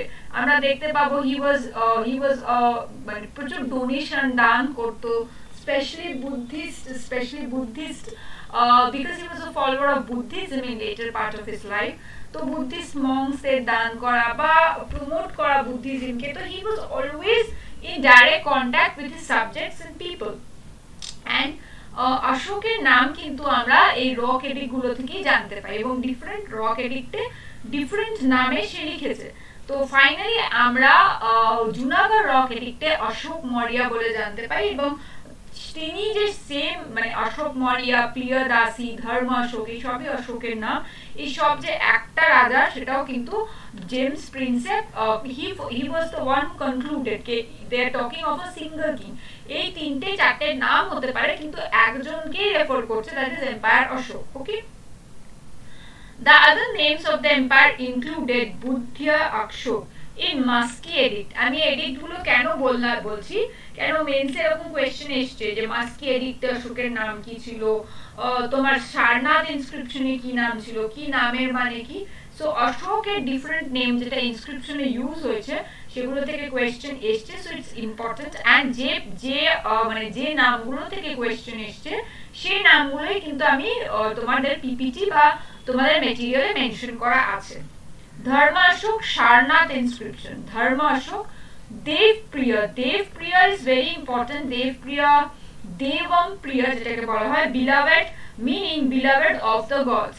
এখানে কিন্তু কোয়েশ্চেন ছিল দেবন প্রিয়া কার নাম, and what does it mean? It means beloved of the gods. Priyadasi, another very important, Priyadasi এসছে, দেবম প্রিয়দাসী meaning pleasing in appearance, given in Sri Lankan Buddhist chronicles Deepvasha and Mahavyasam. তো আমি অবভিয়াসলি আগেই বলেছি যে অশোক ওয়াজ a follower of Buddhism, and আমরা দেখতে পাবো he will send his daughter and his son to Sri Lanka to spread Buddhism.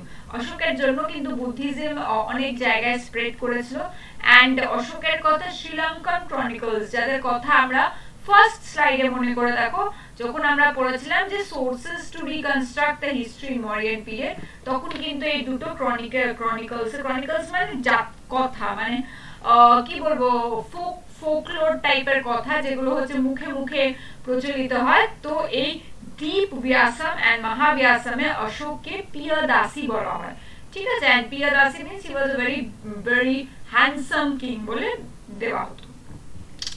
Next দেখো, he was married to Mahadevi, daughter of a merchant of Vidisha, who was the mother of Mahendra and Sanghamitra. অশোকের এই দুজন যে ছেলে আছে, মহেন্দ্র ছেলে and Sanghamitra মেয়ে, these two character is very important। কেন?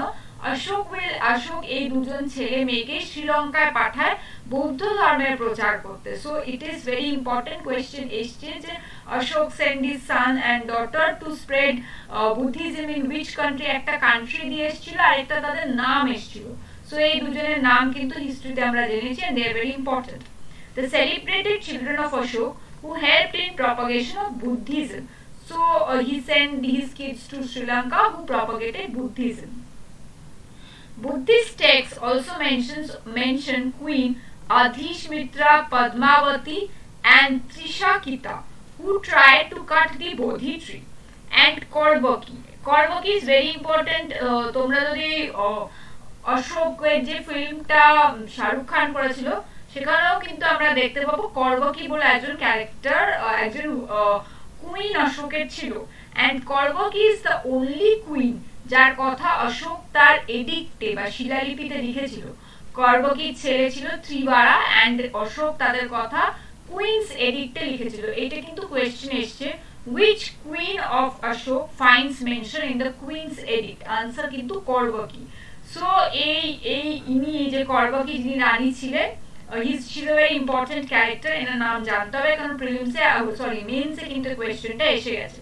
করবকি, the only queen to be mentioned in Queen's Edict, where she is described as the mother of Prince Tivara, the only son of Ashok to be mentioned by name in inscription. Mahendra and Sanghamitra কথা কিন্তু আমরা inscription থেকে জানতে পাই না, আমরা তাদের কথা জানতে পাই বুদ্ধিস্ট টেক্সট থেকে, শ্রীলঙ্কান বুদ্ধিস্ট টেক্সট থেকে আমরা জানতে পাই অশোকের son Mahendra and daughter Sanghamitra এসেছিল শ্রীলঙ্কাতে, and they have tried to spread Buddhism. But what is the difference here? করবকি and ত্রিবারা, করবকি অশোকের কুইন and ত্রিবারা অশোকের ছেলে, এদের কথা কিন্তু আমরা কুইন্স এডিক্টে জানতে পাই। This is very important because question has come from this portion. Queen's এডিক্টে কাদের কথা লেখা ছিল? এই যে এত রানী এদের কথা একটা কারণেই পড়া, কারণ এই পোর্শন থেকে একবার কোয়েশ্চেন এসে গেছে। সো কোয়াইট এভিডেন্ট পিএসসি আবার কোনো কোয়েশ্চেন থ্রো করতে পারে, তো we should be prepared. Where it is this is Ashok's tree line, family line. Next এবার আমরা করব battle of Kalinga. Battle of Kalinga আমি আগে বলেছি যে it is a very significant moment in Ashoka's life. Ashoka তার আগে রাজ্য বিস্তার করতে বিলিভ করতো যে রাজ্যকে বিস্তার করার জন্য হি needs to kill and acquire countries, তো এইটা তার ফিলোসফি ছিল। কিন্তু কালিঙ্গার সাথে একটা যুদ্ধ হয় এবং পাইলোরিক ভিক্টরি বলে ইংলিশে একটা ইডিয়াম আছে। পাইলোরিক ভিক্টরির কথাটা মানে হচ্ছে তুমি যুদ্ধ জিতছো বাট তোমাকে তার জন্য যেটা পে করতে হচ্ছে বলে যা ভোগ করতে হচ্ছে দ্যাট ইজ আনবিয়ারেবল। মানে জাস্ট নামেই যুদ্ধ জেতা, বাট আমি যে কস্টে যুদ্ধটা জিতছি তাতে কিন্তু আমার almost equals to her. So that is pyloric victory. You can Google on that idiom. Kalinga war similar ছিল অশোকের জন্য। অশোক যুদ্ধটা জিতেছিল, 10 দিন যুদ্ধ হয়েছিল এবং বলা হয় যে ওখানে একটা নদী আছে দায়া রিভার বলে, দ্যাট টার্ন রেড। দুটো সাইডেরই প্রচুর সোলজার্স মারা যায় এন্ড মরিয়ান আর্মির প্রচুর সোলজার মারা গেছিলেন। Ashoka was very much moved কে আমার জন্য যুদ্ধ করতে গিয়ে entire army is getting wiped out. এই জিনিসটা, এই সাইজটা তাকে খুব নাড়া দিয়ে গেছিল। অ্যান্ড আফটার কালিঙ্গা ওয়ারের পরে অশোক বিলি তার পুরো মানে outlook to administer his state change. Ashoka কিন্তু আর যুদ্ধতে বিলিভ করা বন্ধ করে দিল, অ্যান্ড হি বিলিভ কে অহিংসা ইজ দ্য পার্ট, অহিংসা বা নন ভায়োলেন্স দিয়েই কিন্তু রাজ্যকে শাসন করা উচিত। এবং এটাই অশোকের লাস্ট যুদ্ধ ছিল, তারপর কিন্তু অশোক কোনো যুদ্ধ করেনি। অ্যান্ড এই যে কালিঙ্গা ওয়ার এর কথা কিন্তু অশোক তার 13th রক এডিক্টে ভিভিডলি ডিসক্রাইব করেছে। এটা কিন্তু ইম্পর্টেন্ট, কারণ কোয়েশ্চেন এসছে কোন রক এডিক্টে কালিঙ্গা ওয়ারের কথা আছে। ফার্স্টে বলি কি কি কোয়েশ্চেন এসেছিল। ফার্স্টে হচ্ছে বেসিক কোয়েশ্চেন, কোন ইয়ারে হয়েছিল। The war with Kalinga, which ended in 261 BC, completed in the 8th year of Ashok's reign. তো আমরা আগে পড়েছি যে 8 year after coronation অশোকের কিন্তু কালিঙ্গা ওয়ার হয়, and the year is 261 BC. According to edicts of Ashok, the war was personally led by Ashok, and he was able to vanquish the Kalingas. Vanquish মানে to wipe out or destroy. Okay. The bloodshed in this war had a deep impact on Ashok, which ultimately changed his personality from a warrior to a saint. So আমি আগেই বলেছি, this had a very deep impact in his life, a very life-changing experience for him. As a result, he gave up his policy of Digvijay, very very important. আগে কিন্তু Ashok follow করতো দিগ্বিজয়। দিগ্বিজয় মানে আমি চারিদিকে যুদ্ধ করে দিকটাকে বিজয় করব, that is digvijay. and adopted the policy of dharma vijay. এরপরেই কিন্তু অশোক নিজের কিংডমকে on the principles of dharma বা ধাম্মা গভর্ন করা শুরু করে। আমরা যখন বুদ্ধিজম পড়বো তখন আমরা দেখবো যে বুদ্ধিজমের তিনটে বাস্কেটস আছে, 3 বাস্কেটস বা 3 পিলার্স বলা হয়। তার মধ্যে ধাম্মা বা ধর্মা একটা পিলার। তো সেই ফিলসফিকে, সেই বুদ্ধিজমের ফিলসফি থেকে ইন্সপায়ার্ড হয়ে অশোক কিন্তু নিজের দিগ্বিজয়ের পলিসি ত্যাগ করে এবং adopted the policy of dharma vijay. Ashok's 13th rock edict describes the Kalinga war vividly. This is very important. কোন rock edict describes Ashok's Kalinga war?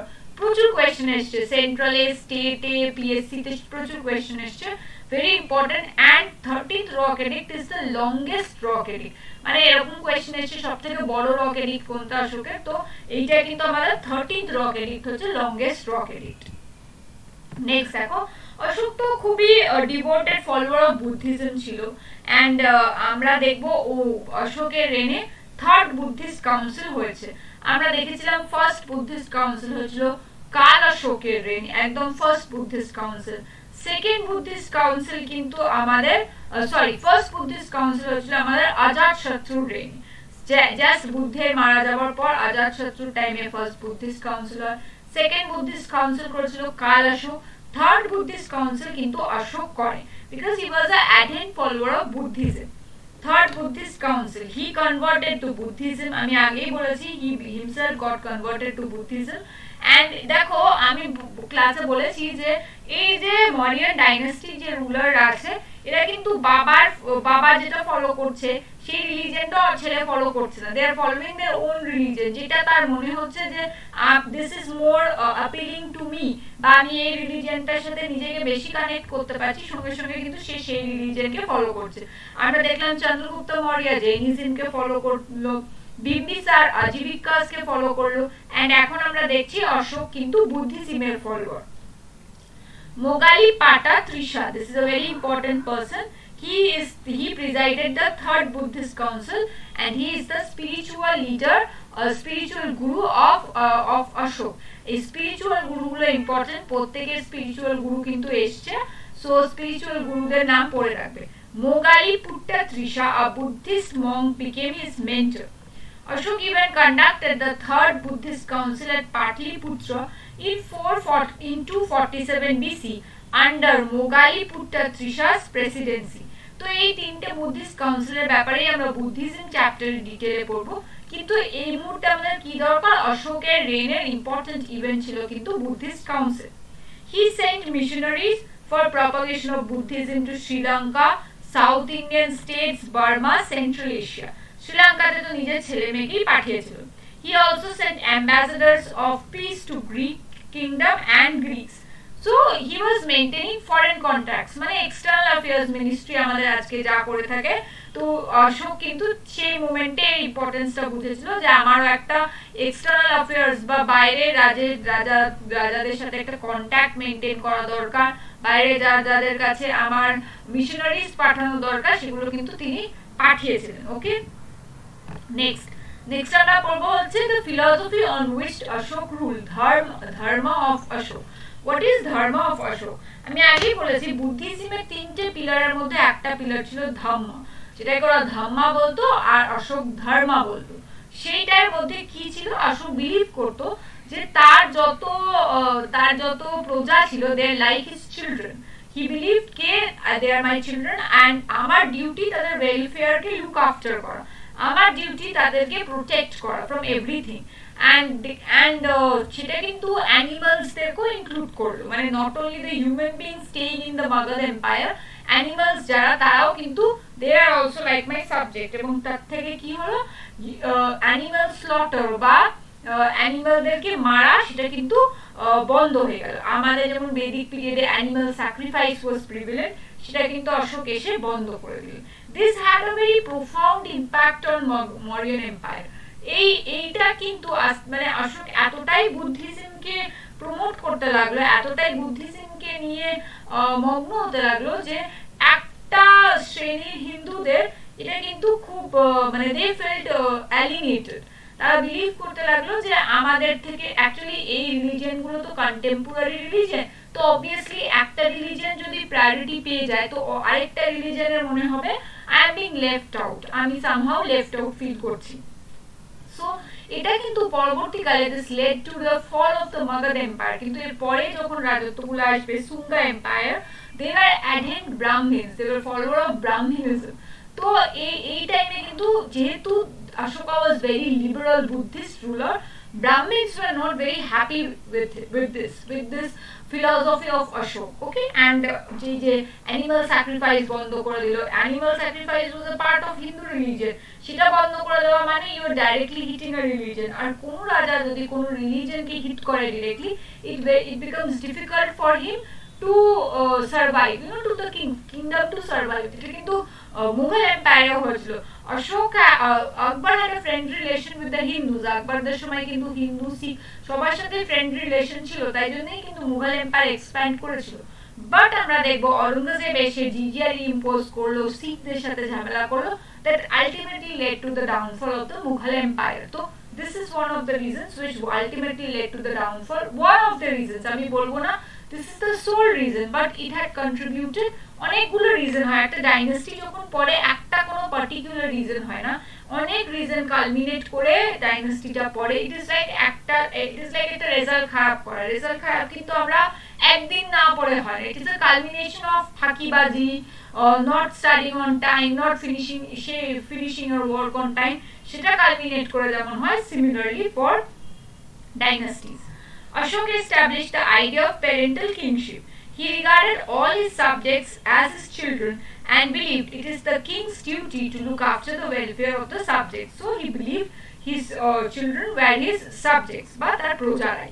He asked everyone to avoid animal slaughter and sacrifice. Okay, the definition of dharma is produced by Ashok in his second and seventh pillar edict। এগুলো আমি কেন দিয়ে রেখেছি, এগুলোতেই question এসেছে কোন pillar এডিক্টে ধর্মার কথা বলা আছে, কোন পিলার এডিক্টে কালিঙ্গা ওয়ারের কথা বলা আছে। তো এই পিলার এডিক্ট গুলো যেগুলো থেকে কোয়েশ্চেন প্রিভিয়াসলি এসছে, আমরা পিওয়াইকিউতে যে পিলার এডিক্টদেরকে দেখতে পেয়েছি তাদেরগুলো কিন্তু আমি তোমাদের মেটেরিয়ালে ইনফিউজ করে দিয়েছি, সো দ্যাট এই পিওয়াইকিউ রিলেটেড যদি কিছু এসে থাকে আমরা যেন ইজিলি আনসার করে আসতে পারি। In the 13th major rock edict, Ashok considers Dharma Vijay to be the greatest victory। তো দিগ্বিজয় থেকে পলিসি অলরেডি শিফট হয়ে ধর্ম বিজয় হয়ে গেছে। And 13th major rock addict, যেখানে কিন্তু কালিঙ্গা ওয়ারের কথা আমরা পড়েছিলাম, সেখানেও কিন্তু এই যে 13th রক এডিক্ট, সেখানেও কিন্তু অশোক বলছে যে dharma vijaya is very important. ওকে,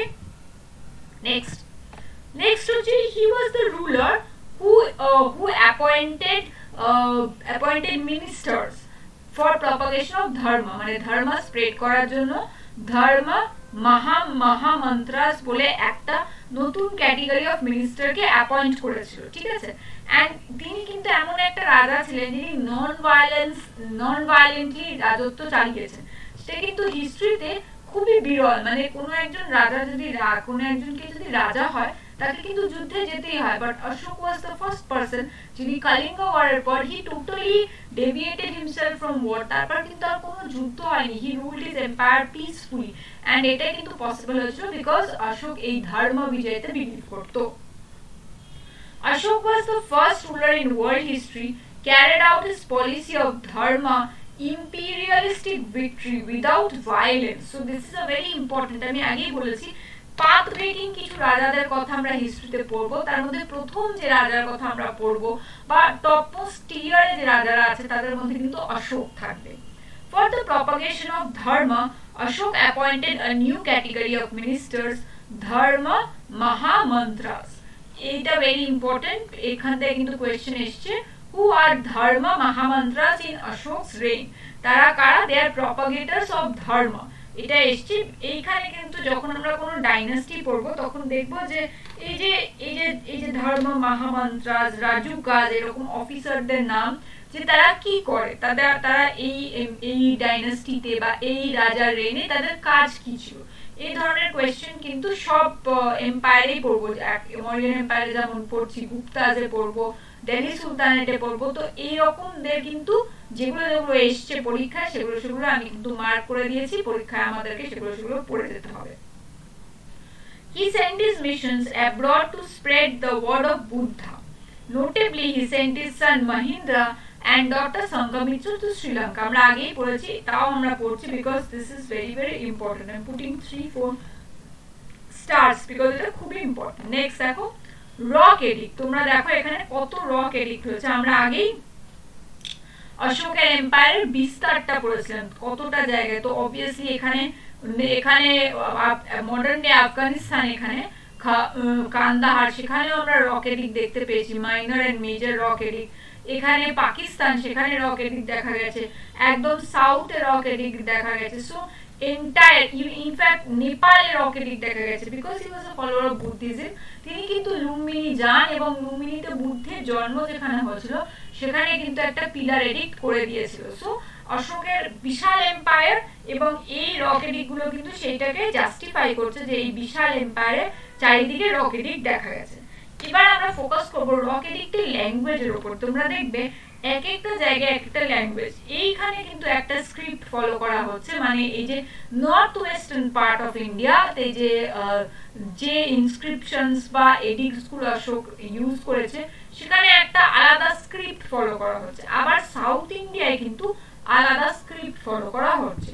তো সেই ডিফারেন্সটাও কিন্তু আমরা দেখে নেব যে কোন রক এডিক্টে কোন স্ক্রিপ্ট ফলো করা হচ্ছে অ্যান্ড কে এই স্ক্রিপ্টস গুলোকে ডেসিফার করেছিল তার নামও কিন্তু ইম্পর্টেন্ট, তার নামও পরীক্ষায় এসছে। Edicts of Ashoka, they are the most important source of history of Mauryan period. তাহলে আমরা দেখো মরিয়ান পিরিয়ডের অনেকগুলো সোর্স জানলাম, আমরা কিন্তু একটা সোর্স জানলাম ফরেন ট্রাভেলার অ্যাকাউন্ট, মেগাস্থিনিসের ইন্ডিকা আমরা যা দেখলাম, কৌটিল্যের অর্থশাস্ত্র। এবার আমরা দেখছি অশোকের রক এডিক্টের কথা। Depending on their size, they are categorized as major rock edict, major and minor rock edict, major and minor pillar edict. Rock edict মানে হচ্ছে একটা কেভ বা এতে বড় একটা কম্পাউন্ডে তোমার অনেক কিছু লেখা আছে inscription, that is major and minor rock edict. Pillar edict কি? একটা জাস্ট পিলার ইনস্টল করা আছে, যেমন আমাদের সারনাথে যে পিলারটা আছে, সারনাথ যেখানে বুদ্ধ নিজের সারমন বা নিজের প্রথম এনলাইটমেন্টের পর প্রথম যে সভাটা করেছিল সেই জায়গাটা মার্ক করার জন্য একটা সিঙ্গেল পিলার দিয়ে অশোক সিগনিফাই করে, সিম্বলাইজ করে জায়গাটা। And that Sarnath pillar is very important in India because এটাই কিন্তু আমাদের national emblem. when you all join as WBCS officers তোমরা কিন্তু এই পিলারে এই সিম্বলের নিচেই তোমাদের স্ট্যাম্প হবে, এই symbol will be everything for you, okay? Mainly inscribed in Prakrit language and Brahmi script. তাহলে মেইনলি আমরা দেখতে পাবো Prakrit language and Brahmi script. Inscription from Mesara and Sabarji in Pakistan are in Prakrit language or Parkat language, Prakrit, Pali and Prakrit, Parkat language, but in Kharosthi script. তো আমি আগে বলেছি যে এই দেখো এই সাউথে কিন্তু আমরা মেইনলি ব্রাহ্মী স্ক্রিপ্ট দেখতে পাবো, এন্ড খরোষ্ঠী স্ক্রিপ্ট আমরা এই রিজনে সারবার জি মেহেরগড় এইখানে আমরা খরোষ্ঠী স্ক্রিপ্ট দেখতে পাবো। এই দুটো কিন্তু ইম্পর্টেন্ট। কেন কোয়েশ্চেন এসছে যে কোথায় কি স্ক্রিপ্ট পাওয়া গেছে, কোন ইনস্ক্রিপশনে কোন ল্যাঙ্গুয়েজ আছে, কোন ইনস্ক্রিপশনে কোন স্ক্রিপ্ট আছে, সেটা কিন্তু কোয়েশ্চেন এসছে, সেই জন্যই আমি ইম্পর্টেন্টলি মার্ক করে দিলাম। Kandahar inscriptions is bilingual, it uses Greek and Armenian language and script. Obviously লোকেশনটা দেখলেই বুঝতে পারবে এইখান থেকে আমাদের গ্রিকদের আরো স্ট্যাটাপি বা গ্রিকদের অঞ্চল শুরু হয়ে গেছে। তো অবভিয়াসলি এখানে একটা হিউজ গ্রিক ইনফ্লুয়েন্স আমরা দেখতেই পাবো। ফর দ্যাট রিজন আমরা গ্রিক স্ক্রিপচারসও দেখতে পেয়ে গেছি। C this is the lion pillar, এটা আমাদের সারনাথের লায়ন পিলার, এটা খুব ইম্পর্টেন্ট। এখান থেকে কিন্তু জিকেতেও কোয়েশ্চেন এসছে, হিস্ট্রিতেও কোয়েশ্চেন এসছে, তাই জন্য আলাদা করে আমরা পড়বো এদের কথা। অ্যান্ড মরিয়ান পিলারদের একটা খুব সুন্দর অ্যাসপেক্ট ছিল, সেটা হচ্ছে ওদের পলিশ কিন্তু খুব ভালো ছিল।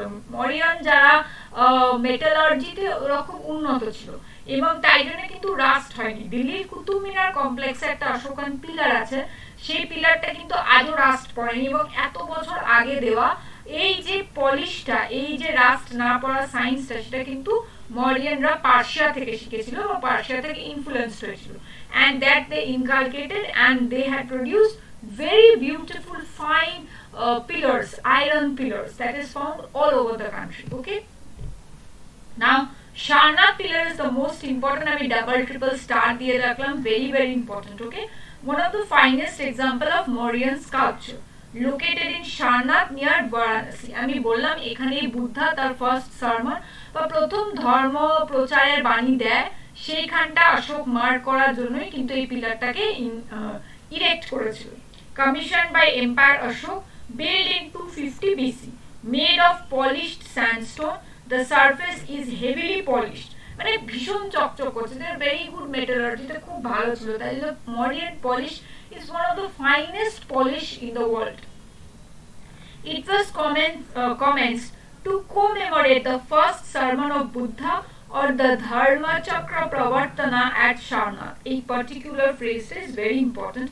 এর ইম্পর্টেন্সটা আমরা এখানে কিছু করব, বাট আমরা মেইনলি বুদ্ধিজমের ইম্পর্টেন্সটা দেখব। বুদ্ধির লাইফের প্রত্যেকটা ইভেন্টের একটা করে নাম আছে। তো এই যে ফার্স্ট সারমন যে বুদ্ধ দিয়েছিল সেটাকে কিন্তু আমরা বলে থাকি ধর্মচক্র প্রবর্তনা, এবং এটা হয়েছিল সারনাথে। এই পার্টিকুলার ফ্রেজটাও কিন্তু এসছে যে ফার্স্ট সারমন অফ বুদ্ধা বলে, ফার্স্ট সারমন না বলে ধর্মচক্র প্রবর্তনা দিয়ে দিয়েছিল। সো ইউ শুড নো কে কোনটা কি, এইটা নিয়ে আমরা ডিটেইল বুদ্ধিজমে আলোচনা করব। The four lions are seated back to back on a circular abacus. তো আমরা একবার ছবিতে ফেরত চলে যাই। সি এখানে চারটে লাইন, আরেকটা লাইনকে এত সুন্দরভাবে কার্ভ করা যে এই লাইনটা এই লাইনের শ্যাডোকে মানে এই সাইডে হাইড করে দিচ্ছে, ওই সাইডে আর লাইনটাকে দেখা যাচ্ছে না। চারটে লাইন, এখানে হচ্ছে একটা অ্যাবাকাস আছে, এই যে এটা আমাদের ন্যাশনাল ফ্ল্যাগে আছে, আমরা দেখতে পাই অশোক চক্র, যেখানে 24 স্পোকস আছে। 24 স্পোকস মানে 24 আওয়ার্স। এই বেসে অ্যানিমাল আছে, বুল, এলিফ্যান্ট, এই অ্যানিমাল গুলো আছে। এই যে লায়ন, এই লায়ন চারটে ডাইরেকশনে আছে, চারটে ডাইরেকশন, চারটে দিক, চারটে ডাইরেকশনকে সিগনিফাই করছে, চারটে কার্ডিনাল ডাইরেকশন মানে নর্থ সাউথ ইস্ট ওয়েস্ট কে সিগনিফাই করছে। মানে অশোকের যে ধর্ম আছে, যে ধর্মের পলিসিটা আছে, সেটা তোমার চারটে নর্থ সাউথ ইস্ট ওয়েস্ট সব ডাইরেকশনে স্প্রেড করে যাবে। So this is the significance of the pillar. The four lions are seated back to back on a circular abacus. The abacus has four wheels chakra with 24 spokes in all four directions. The wheel represents Dharma chakra in Buddhism. The wheel of Dharma, Dhamma or Dharma. আমি বললাম ওরা ধাম্মা বলে, পালি যেহেতু use করতো, পালিতে ধাম্মা বলা হয়, সংস্কৃতে ধর্মা বলা হয়। তো ধাম্মাও বলা যেতে পারে, ধর্মাও বলা যেতে পারে।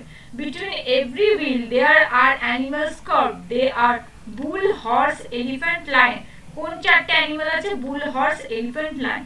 So this is our national emblem and you should know in detail about it. এটা থেকে ইন্টারভিউতে কোয়েশ্চেন এসছে, এটা থেকে তোমার পেপার 4 মানে জিকে পেপারে কোয়েশ্চেন এসছে, এটা থেকে কিন্তু পেপার 3 আমাদের হিস্ট্রিতে কোয়েশ্চেন এসছে। This is very important. Okay, এবার আমরা কিছু আলাদা মানে আরো কিছু এডিক্ট যেখান থেকে কোয়েশ্চেন এসছে সেই এডিক্ট গুলোকে একটু দেখে নেবো, যে অশোকান এডিক্ট যেখান থেকে আমরা আগে কোয়েশ্চেন পেয়েছি।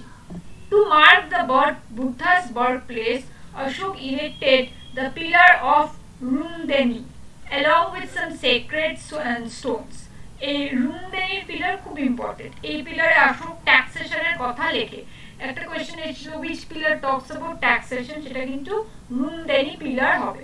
He cordoned the religious tax of Lumbini as it was Buddha's birthplace. Tax মাফ করে দিয়েছিল, কোন ট্যাক্স এখানকার লোকেদের দিতে হবে না, because it was birthplace of Buddha, and reduced the land tax rate from 1/6 to 1/8. So this is a very important important in the view of exam, কারণ এখান থেকে কোয়েশ্চেন এসছে, and it signifies his immense respect for Buddha. বুদ্ধাকে যে এত respect করতো, তার যেখানে জন্মস্থান সেখানে ট্যাক্স মাফ করে দেয় এবং ল্যান্ড ট্যাক্স রিডিউস করে দেয় 1/6 to 1/8। এখান থেকে কোয়েশ্চেন এসছে, এটা কিন্তু জেনে রাখবে। In the 5th rock edict, Ashok mentioned about the appointment of royal officials in the 13-year office rate. এটাও ইম্পর্টেন্ট। অশোকের যে রয়্যাল অফিশিয়ালস ছিল তাদের কথাও কিন্তু আমরা পড়বো এবং তাদের থেকে কোয়েশ্চেন এসছে। এই রুমদেনি পিলার থেকে কিন্তু কোয়েশ্চেন এসছে। আমি বললাম যে this is the only addict যেখানে অশোক ট্যাক্সেশন নিয়ে কথা বলেছে। কোয়েশ্চেনটা কিন্তু ঘুরিয়ে এসেছিল, the only edict in which Ashoka speaks of taxation. এইভাবে কিন্তু কোয়েশ্চেনটা এসেছে, 2-3 বার এসেছে, তো একবার এরকম ঘুরিয়ে এসেছিল। ওকে, নেক্সট আমরা পড়বো the last ruler of Mauryan dynasty, Brihadratha. Brihadratha is the last ruler of Mauryan dynasty, and বৃহদ্রথকে মেরে তারই commander in chief Pushyamitra Shunga went on to establish the Sunga empire. তো আমরা এটা কিন্তু প্রথম ইভেন্ট দেখছি না যেখানে হচ্ছে আমাত্যা বা কমান্ডার ইন চিফ যে লাস্ট কিং কে মেরে রাজা হয়েছে। আমরা এর আগেও দেখেছি শিশুনাগ হরিয়ঙ্কা ডাইনাস্টির লাস্ট রুলারকে মেরে রাজা হয়েছিল। So similarly this pattern has been followed. Brihadrat was the last Mauryan king. Who is the last Mauryan king? The answer was Brihadrat. According to some sources, he was assassinated by Brahmin commander-in-chief Pushpamitra Sunga, who went on to establish the Sunga empire. So Pushpamitra Sunga was a believer of Brahminism, and he was the Brahmin commander-in-chief of Brihadrat, who established and later on established the Sunga empire. Okay, next আমরা পড়বো হচ্ছে মৌর্যান অ্যাডমিনিস্ট্রেশনের কথা। কোন রাজবংশ পূর্ণ হয় না যতক্ষণ না তার অ্যাডমিনিস্ট্রেশন, আর্ট, লিটারেচার, সোসাইটি এই নিয়ে আমরা পড়ি। সেই পিরিয়ডে অ্যাডমিনিস্ট্রেশন কেমন ছিল সেটা আমাকে জানতে হবে। মৌর্যানরা কিন্তু খুব সেন্ট্রালাইজড অ্যাডমিনিস্ট্রেশন ফলো করতো। আনলাইক গুপ্তাসদের মধ্যে আমরা দেখবো একটা ডিসেন্ট্রালাইজড অ্যাডমিনিস্ট্রেশন আছে, যেখানে হচ্ছে প্রভিন্সেস আছে, ল্যান্ড গ্রান্টস আছে, কিন্তু মৌর্যানরা king is the ultimate head of the state, এরকম একটা কনসেপ্টে বিলিভ করতো। এবং দেখো Mauryan empire was divided in 5 provinces, 5টা প্রভিন্স ছিল। উত্তর প্রথা মানে নর্থ, অবন্তী প্রথা মানে অবন্তী, দেন তোমার পাশ্চে মানে ইস্ট, দাক্ষিণ প্রথা, and then Magad. They had a huge army and maintained a navy, very huge army. Obviously এত যুদ্ধ লড়েছে তার জন্য হিউজ আর্মি দরকার, and নেভিও মেইনটেইন করতে। কারণ দেখো শ্রীলঙ্কায় গেছে, কম্বোডিয়া গেছে, সাউথ ইস্ট এশিয়া গেছে, তাহলে অবভিয়াসলি হেঁটে হেঁটে তো যায়নি সমুদ্রের উপর দিয়ে, তাহলে কিভাবে গেছে? নেভি নিয়ে গেছে। King was the nucleus and assisted by মন্ত্রী পরিষদ, যুবরাজ, পুরোহিত, and সেনাপতি and others. তো আমি আগে বলেছি king is the main head of the administration. King কে কারা কারা অ্যাসিস্ট করবে? তারা হচ্ছে যুবরাজ, পুরোহিত, সেনাপতি and others. Centralised administration follow করা হয়। এক্সেলেন্ট।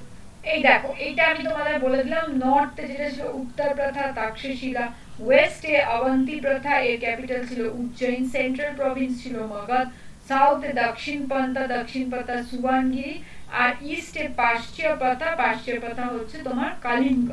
এটা হচ্ছে তোমার ওদের এই 5টা প্রভিন্স। ঠিক আছে, 5টা প্রভিন্সে কি কি মন্ডল আছে দেখিনি। নর্দার্ন প্রভিন্স উত্তর প্রথা was having its capital at Takshashila and some mandals were Saurashtra, Kandahar. সাউথে ক্যাপিটাল কি ছিল? সুবর্ণগিরি। ওয়েস্টে অবন্তিপথ আর উজ্জয়ন ক্যাপিটাল ছিল। ইস্টে ছিল তোষালি নিয়ার কালিঙ্গা। আর মগধ তো সেন্ট্রাল প্রভিন্স, মগধের ক্যাপিটাল ছিল হচ্ছে মগধ হচ্ছে সেন্ট্রাল প্রভিন্স, ক্যাপিটাল আমাদের ছিল পাটলিপুত্র। এখান থেকে মেইন রাজত্ব চালানো হতো। এটা ওদের ভাগ ছিল, এত বড় এম্পায়ার না, ছোট ছোট প্রভিন্সে না ভাগ করলে কি করে রাজত্ব চালাবে, তো এটা করতো। মানে দেখো এখনো কিন্তু আমরা একটা সেন্ট্রালাইজ রুল আছে, সেন্ট্রাল গভর্নমেন্ট, তারপর কিন্তু যে কোনো জায়গায় আমরা স্টেটে ডিভাইড করেছি, এও কিন্তু স্টেটে বা পন্থাতে ডিভাইড করেছে, স্টেট ছিল না পাঠা ছিল। ওকে, এবার দেখো ইম্পর্টেন্ট অফিশিয়ালস, এই ইম্পর্টেন্ট অফিশিয়ালসদের কারা কারা এই রাজত্ব চালাবার জন্য ইম্পর্টেন্ট অফিশিয়ালস ছিল তাদের কথা আমরা পড়বো, এবং কিছু কিছুদের কোয়েশ্চেন কিন্তু এসছে, তাদেরকে আমি ডাবল স্টার করে রাখছি, ঠিক আছে। ফার্স্ট হচ্ছে মন্ত্রী। মন্ত্রী মানে চিফ মিনিস্টার। চিফ মিনিস্টার এখনো আছে আমাদের, একজন চিফ মিনিস্টার থাকবে। মন্ত্রী পরিষদ অধ্যক্ষ, মন্ত্রী পরিষদ অধ্যক্ষকে head of council of ministers. Chief minister ছাড়াও কিন্তু অনেক মিনিস্টার ছিল, ধরো ফাইন্যান্স মিনিস্টার ছিল, তোমার ফরেন অ্যাফেয়ার্স এর মিনিস্টার ছিল, এরকম এখনকার মতো ট্যুরিজম বা এরকম হয়তো পেট্রোলিয়াম এরকম নেই, কিন্তু ওদের মতো মিনিস্টার ছিল, এবং তাদের একটা হেড ছিল। পুরোহিত অর চিফ প্রিস্ট, এই এনশিয়েন্ট এম্পায়ারদের মধ্যে কিন্তু পুরোহিত বা প্রিস্টের কনসেপ্ট খুব ভেরি ভেরি ভোকাল, এবং এটা যখন আমরা ইসলামিক রুল দেখবো, উলেমার কনসেপ্ট দেখতে পাবো। তো they had always a say in the ruling, সবসময় রাজত্ব চালানো বা চলবে কি করে, সেখানে কিন্তু পুরোহিত বা এরকম রিলিজিয়াস লিডারদের কিন্তু প্রচুর ইম্পর্টেন্ট রোল ছিল। নেক্সট সেনাপতি। সেনাপতি কি? কমান্ডার ইন চিফ হচ্ছে সেনাপতি। যুবরাজ ক্রাউন প্রিন্স। সামহাতাস, সামহাতাস এনাদের কথা এসছে। সামহাতাসরা কারা? Revenue collector. রেভিনিউ কালেক্টর মানে আজকালকার আরআই, রেভিনিউ ইন্সপেক্টর যে পোস্ট মিসলেনিয়াসে আছে তারা সামহাতাস। রেভিনিউ সার্ভিসের যে অফিসার্স আমরা আছি তারা শুল্কাদেয়াক্ষ। শুল্ক মানে কি? শুল্ক মানে ট্যাক্স, মানে শুল্ক আদায়ের যে শুল্ক অধ্যক্ষ, তারা হচ্ছে officer in charge of royal income. এরা শুল্ক আদায় করে রয়্যাল ইনকাম দেয়, that's why they are known as শুল্ক আদার্স। এরাও এসছে, ঠিক আছে। স্পাইস হচ্ছে গুরু পূর্বাস, ইনফর্মার্স, প্রতিবিদাস প্লেড আ ইম্পর্টেন্ট রোল। আমরা আগে দেখেছি যে কটিলিয়া কিন্তু অলওয়েজ বিলিভ করতে একটা ইম্পর্টেন্ট স্পাই নেটওয়ার্ক হবে, এখনকার আইএসআই র এদের মতো। র কি করছে? র ধুরন্ধরের মতো কাউকে একটা পাকিস্তানে পাঠিয়ে দিচ্ছে বা এলিমিনেশনে পাঠিয়ে দিয়ে তাদের ব্যাপার জানছে। তো এই কনসেপ্টটা কিন্তু তখনও ছিল, তখন এদের কি বলা হতো? গুন্ডা পুরহাস, আর এটা বলা হতো প্রবাদেকাস। তো এই দুটো নামই জানবে, যদিও আসেনি এই পিপিটির মধ্যে, এই দুজনই পিবাইকিউতে এসছে, ফিচার্ড হয়েছে, বাকিরা আসেনি। কিন্তু যেহেতু ইম্পর্টেন্ট ক্যারেক্টার সবাই, তো আমি সবার কথাই লিখে দিলাম। ইউ নেভার নো কে আসবে কে আসবে না, কিন্তু কাউকে করো না করো এই দুজনকে কিন্তু করে যাবে, ঠিক আছে। পিবাইকিউ থেকে এরা যেন আমাদের মিস না হয়। বাকি দেখো, বাকি আরো ইম্পর্টেন্ট অফিসারদের কথা আমরা দেখবো। সীতাক্ষ, সীতা অধ্যক্ষ, এরা কি করতো? সুপারভাইজ করতো এগ্রিকালচার। পণ্য অধ্যক্ষ, পণ্য এখনকার দিনে পণ্য মানে গুডস মানে রিলেটেড টু কমার্স, তাহলে সুপারিনটেন্ডেন্ট অফ কমার্স হচ্ছে পণ্য অধ্যক্ষ। যুক্তা এসে গেছে, যুক্তাকে আমি স্টার্ট দিয়ে দিলাম, সাবঅর্ডিনেট অফ রেভিনিউ অফিসার। প্রাদেশিকাও এসে গেছে, চিফ রেভিনিউ অফিসার হচ্ছে প্রাদেশিকা। স্থানিকা মানে হচ্ছে head of local administration, work under প্রাদেশিকার নিচেই হচ্ছে স্থানিকা ছিল। রাজুকাও এসে গেছে, রাজুকা হচ্ছে রেভিনিউ সেটেলমেন্ট অফিসার হচ্ছে রাজুকা। স্থামাধ্যক্ষ কি? Superintendent of market. তারপর হচ্ছে পাথুবিদীক্ষা superintendent of weight and measures.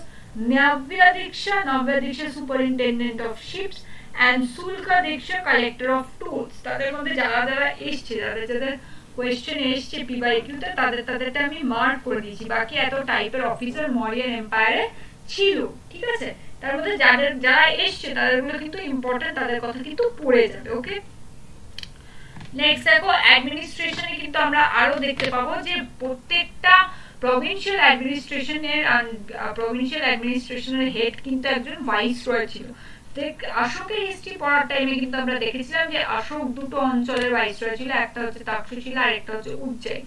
Similarly প্রত্যেকটা প্রভিন্সকে কিন্তু প্রাদেশিকা বা ডিস্ট্রিক্টে ডিভাইড করা হতো, এবং এই এই এই যে স্টেট গুলো যে পুরো প্রভিন্সকে প্রাদেশিকায় ডিভাইড করলো, প্রাদেশিকাকে আবার ডিভাইড করা হতো ডিস্ট্রিক্টে, ডিস্ট্রিক্টের নিচে ছিল গ্রাম বা ভিলেজ। তো এইভাবে ডিভাইড করে করে দেওয়া হতো মানে একটা বড় এম্পায়ারকে ডিভাইড করা হতো।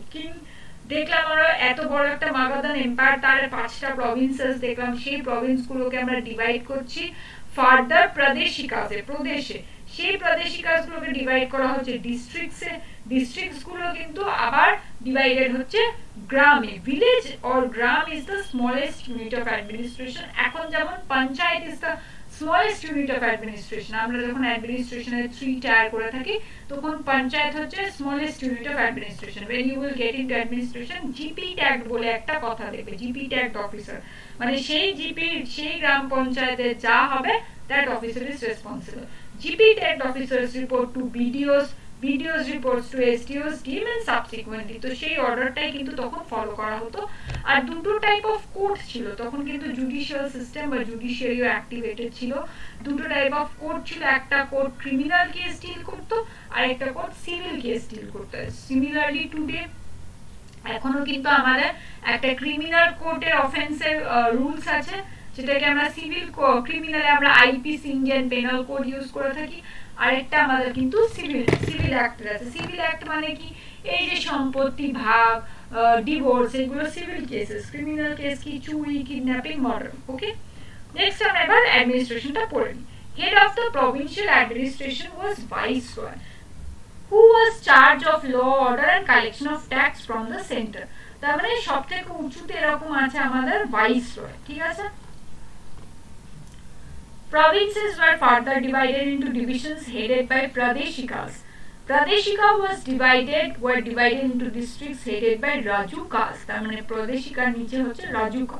The lowest unit of administration was the village headed by gramini or gramikas, তাহলে আমি আগেই বলেছি lowest administration gramini।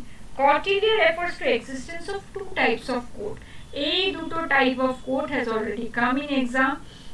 dharma kshetras কি, dealing with civil matter.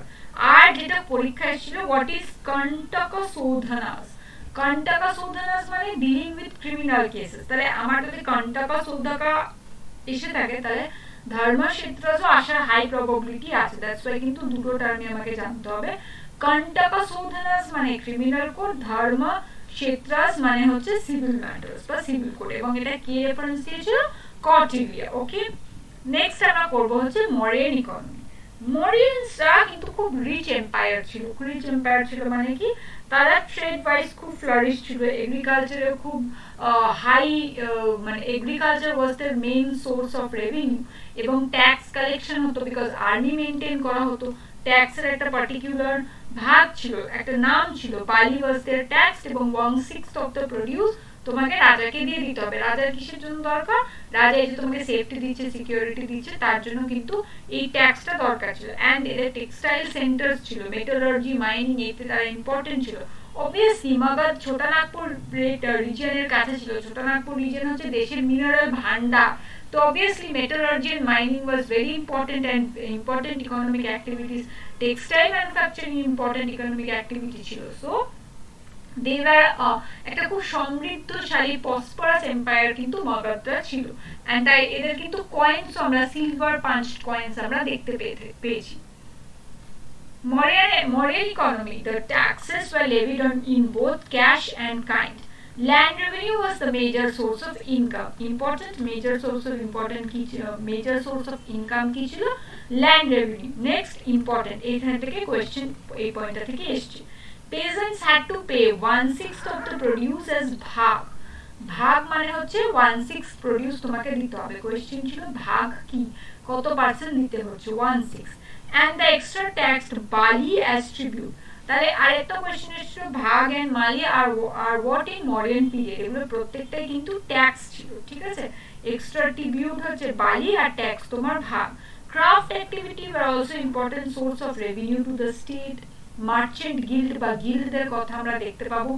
আর্টিজানস living in town had to pay taxes either in cash or kind or work free for the king। তাকে কি বলতো, বৃষ্টি or forced labor। এটা ভিও করা আসতে পারে, এটা স্পেলিং এ BISTH, বৃষ্টিও আসতে পারে। বৃষ্টি মানে কি, forced labor, ঠিক আছে। এটা কিন্তু পার্টিকুলারলি এসে গেছে। হোয়াট ইজ বৃষ্টি? বৃষ্টি is forced labor in Mauryan period। Most probably prelims 2023 তে এই কোশ্চেনটা এসেছে, সো দেখে নেবে। Main centers of textile manufacturing কোথায়? Varanasi। Still today Varanasi is one of the major textile trading center। Banarasi silk saree, Trancor, Varanasi is very important in textile map of India। Mathura, Bengal টেক্সটাইলে খুবই উন্নত। গান্ধার মানে সেই যুগের গান্ধার, মানে আজকের যুগে কাবুল ওই দিকটার কথা বলা হচ্ছে। উজ্জয়ন টেক্সটাইলে খুব important. Mining and metallurgy were important economic activities. So all this was economic activities and economy was related. Okay. Next, they had a monopoly. They had a trade relationships with Central Asia. তাদের মধ্যে তাক্ষশিলা was a very important trading town। তাক্ষশিলা যেহেতু লোকেশনটা আমরা দেখেছি modern day পাকিস্তানের মধ্যে, তাক্ষশিলার সাথে ওই central Asian trade carry out করা খুব এসেনশিয়াল, খুব স্ট্র্যাটেজিক্যালি লোকেটেড। এটা একটা ইম্পর্টেন্স ছিল। আরেকটা ছিল, মরিয়ানসরা কিন্তু আয়রন দিয়ে সব টুলস বানাতো। যত টুলস চলো চাষে, ইন্ডাস্ট্রিতে, আর্মিতে, সব টুলস কিন্তু আয়রনের। And they had monopoly over iron. এই যে যেহেতু ছোটানাগপুর বেল্টটা ওদের খুব কাছে ছিল এবং আয়রন রিজার্ভস গুলো পেতো, সেহেতু কিন্তু ওরা আয়রন দিয়ে পুরো মনোপলি ছিল ওদের iron. Okay. Mauryans maintained a monopoly over production of iron, so which was great in demand by army, industry and agriculture। সবকিছু আয়রন টুলস দিয়ে করা হতো, that's why they were great in demand. Taxila important, আমি এই জন্যই বলছি, এরকম question আসে যে কোনটা এই মরিয়ান পিরিয়ডে একটা ইম্পর্টেন্ট ট্রেডিং টাউনের নাম কি। তো এগুলো যেগুলো আমাদের জেনে রাখতে হয়, জেনে রাখলে তাহলে কোয়েশ্চেনগুলো করা যায়। Takshashila was the main center of trade in northwest which was further connected with Central Asian markets। Obviously লোকেশনটা খুবই স্ট্র্যাটেজিক ছিল। The use of currency became fairly common feature in Mauryan period, so they were not using barter। এতদিন আমরা barter system দেখছিলাম, এখন আমরা দেখবো যে কারেন্সি সিস্টেম চলে এসেছে। Punched mark silver coin from the imperial currency, so there was no gold coin। Punch mark silver coin, silver coin কিন্তু এই সময় এলো। এখানে ইম্পিরিয়াল কারেন্সি মানে কি, যে কারেন্সিটা রাজা দেবে, দ্যাট ইজ ইম্পিরিয়াল কারেন্সি। তো সেখানে একটা পাঞ্চ মার্কিং কারেন্সি আমরা দেখতে পেয়েছি। নেক্সট ইম্পর্টেন্স হচ্ছে দেখবো art and architecture. Art and architecture একটা তো আমরা অশোকান সারনাথের পিলারকে দেখতে পেয়েছি, তাছাড়াও কিন্তু এই সময় ডিফারেন্ট স্তূপাস হয়েছে। সাচি স্তূপা, বাহুত স্তূপা, তারপর হচ্ছে আমাদের বারাবারের কেভস হয়েছে। তো সেগুলোর কথা আমরা পড়বো। দিস ইজ সাচি গেটওয়েটা দেওয়া হয়েছে এইখানে দেখাবার জন্য। মরিয়ান আর্টের মধ্যে কিন্তু আমরা ইনফ্লুয়েন্স দেখতে পাবো গ্রিক অ্যান্ড পার্সিয়ান। অবভিয়াসলি মরিয়ানসের যে নর্থ ওয়েস্ট পার্ট সেটা কিন্তু highly connected with Greek and central Asia. তো আমাদের যেমন কাছে কাছে দেখবে যারা দীঘা বা ওই সাইডে থাকে, তাদের যে বাংলাটা সেটা কিন্তু একটু ওডিয়া টান আছে। তো যখন তুমি কাছাকাছি তোমার একটা অন্য ডিফারেন্ট কালচারে থাকো, তখন কিন্তু তার ইনফ্লুয়েন্সটা চলে আসে তোমার মধ্যে, এটা অজান্তেই হয়ে যায়। এবং এটাই কিন্তু আমরা মরিয়ানসের ক্ষেত্রে দেখেছি, they had a blend of Persian and Greek culture. এবং they had constructed Sachi stupa, they had constructed Bahut stupa, and stupa construction কেন করেছিল, because they were mainly followers of Buddhism. অনেকে বুদ্ধিজম ফলো করেছে, অশোক প্রচুর টাকা দিয়েছে স্তূপা বানাবার জন্য। জৈনিজমের কনস্ট্রাকশন, জৈনিজমের কিছু দেখেছি, যেমন আমরা বারাবার কেভ, সেখানে জৈন মঙ্ক এন্ড আজীবিকা মঙ্করা রেস্ট করতে পারে, সেটাও আমরা দেখতে পেয়েছি। Mauryan art represents one of the earliest expression of organized artistic and agricultural endeavors in ancient India. It reflects a blend of indigenous tradition and external influences from regions like Persia and Greece. আমি বললাম যে মরিয়ান যে পলিশটা, সেই পলিশটা কিন্তু আমরা Persia থেকে দেখতে পেয়েছি। পার্সিয়াতে কিন্তু এরকম ফাইন পলিশ দেখা যায়। অ্যান্ড যে বুদ্ধের ফিগারাইন্স গুলো, সেগুলো কিন্তু অনেকটা গ্রিক বা ওরকম ড্রেস পরানো বা ওরকম একটা ফিজিক্যাল স্ট্রাকচার দেওয়ার চেষ্টা হয়েছে। Buddhism greatly influenced art through stupas, monasteries, and Ashok's edict, as seen in Sachi Stupa and Lumbini Pillar. Sachi Stupa is also very important. Sachi Stupa এই particular জিনিসটাই কিন্তু আমাদের কারেন্সি নোটেও প্রিন্টেড আছে, so এটা আমাদের দেখতে হবে। Sachi Stupa, Madhya Pradesh, built by Ashok, expanded by Sungas. পুষ্পমিত্রা সুঙ্গার ছেলে কিন্তু পুষ্পমিত্রা সুঙ্গা কিন্তু এই সাচি স্তূপে এক্সপ্যান্ড করে এন্ড পুষ্পমিত্রার ছেলে যে অগ্নিমিত্রা তিনিও কিন্তু সাচি স্তূপ এক্সপ্যান্ড করে। Featuring Jataka carvings on its gateway and a symbolic triple umbrella representing Buddha, Dhamma and Sangha. এই তিনটে হচ্ছে three noble truths of Buddhism or three ratnas of Buddhism.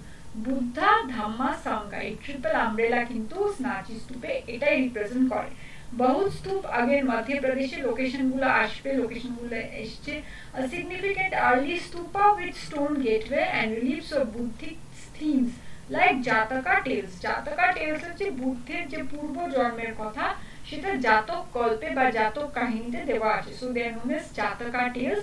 এবং বুদ্ধিজমে যে স্তূপাগুলো দেখতে পাবো, যে মনেস্ট্রিগুলো দেখতে পাবো, সেখানে কিন্তু এই জাতকা টেলস এর অনেক স্টোরিগুলো আঁকা আছে। আমরা সব টেলস জানি না, তাই জন্য আমরা হয়তো সব টেলস কমপ্লিট করতে পারি না, বাট এই মনেস্ট্রিগুলোতে কিন্তু নর্থ বেঙ্গলের যে মনেস্ট্রিগুলো আছে সেখানে কিন্তু এই জাতকা টেলস এর কথাই আঁকা আছে। ধামক স্তূপা, ধামক স্তূপা সারনাথে আছে, marks the spot where Buddha delivered his first sermon and revealing the eightfold path leading to nirvana. তো এই প্রত্যেকটা বুদ্ধা যেখানে যেখানে ইম্পর্টেন্ট কাজ করেছিল সেখানে কিন্তু একটা করে স্তূপা বানানো আছে, so Dhamek stupa is one such. Mauryan caves primarily used for bihars for Buddhists. Bihars মানে residence of monk. এটা আমরা পড়বো যখন Buddhist architecture. What is Bihar, what is Chaityas, what is stupas? Bihars মানে residence of monk. আপাতত এইটুকু জেনে রাখলেই হবে, we will read in detail. And Ajivika monks are among the earliest rock cut structure primarily found in Barabar and Nagarjuni hills in Bihar. Barabar caves were dedicated to Ajivika set. আমরা দেখেছি আজীবিকাসকে বানিয়ে দিয়েছিল বিম্বিসার রেস্টের জন্য, সেখানে জৈনসরাও rest করতো এবং আজীবিকাসরাও রেস্ট করতো। So they were very much very Hindu temple কিন্তু এই মোমেন্টে তৈরি হয়নি, যা হয়েছে Buddhist stupa and Jain stupa. Okay, so this was all about the Mauryan culture, Mauryan architecture, Mauryan art. তো এটা খুব ইম্পর্টেন্ট ছিল আমাদের প্রিলিমস এন্ড মেইনস পার্সপেক্টিভে। That's all friends, so I'll end the class today.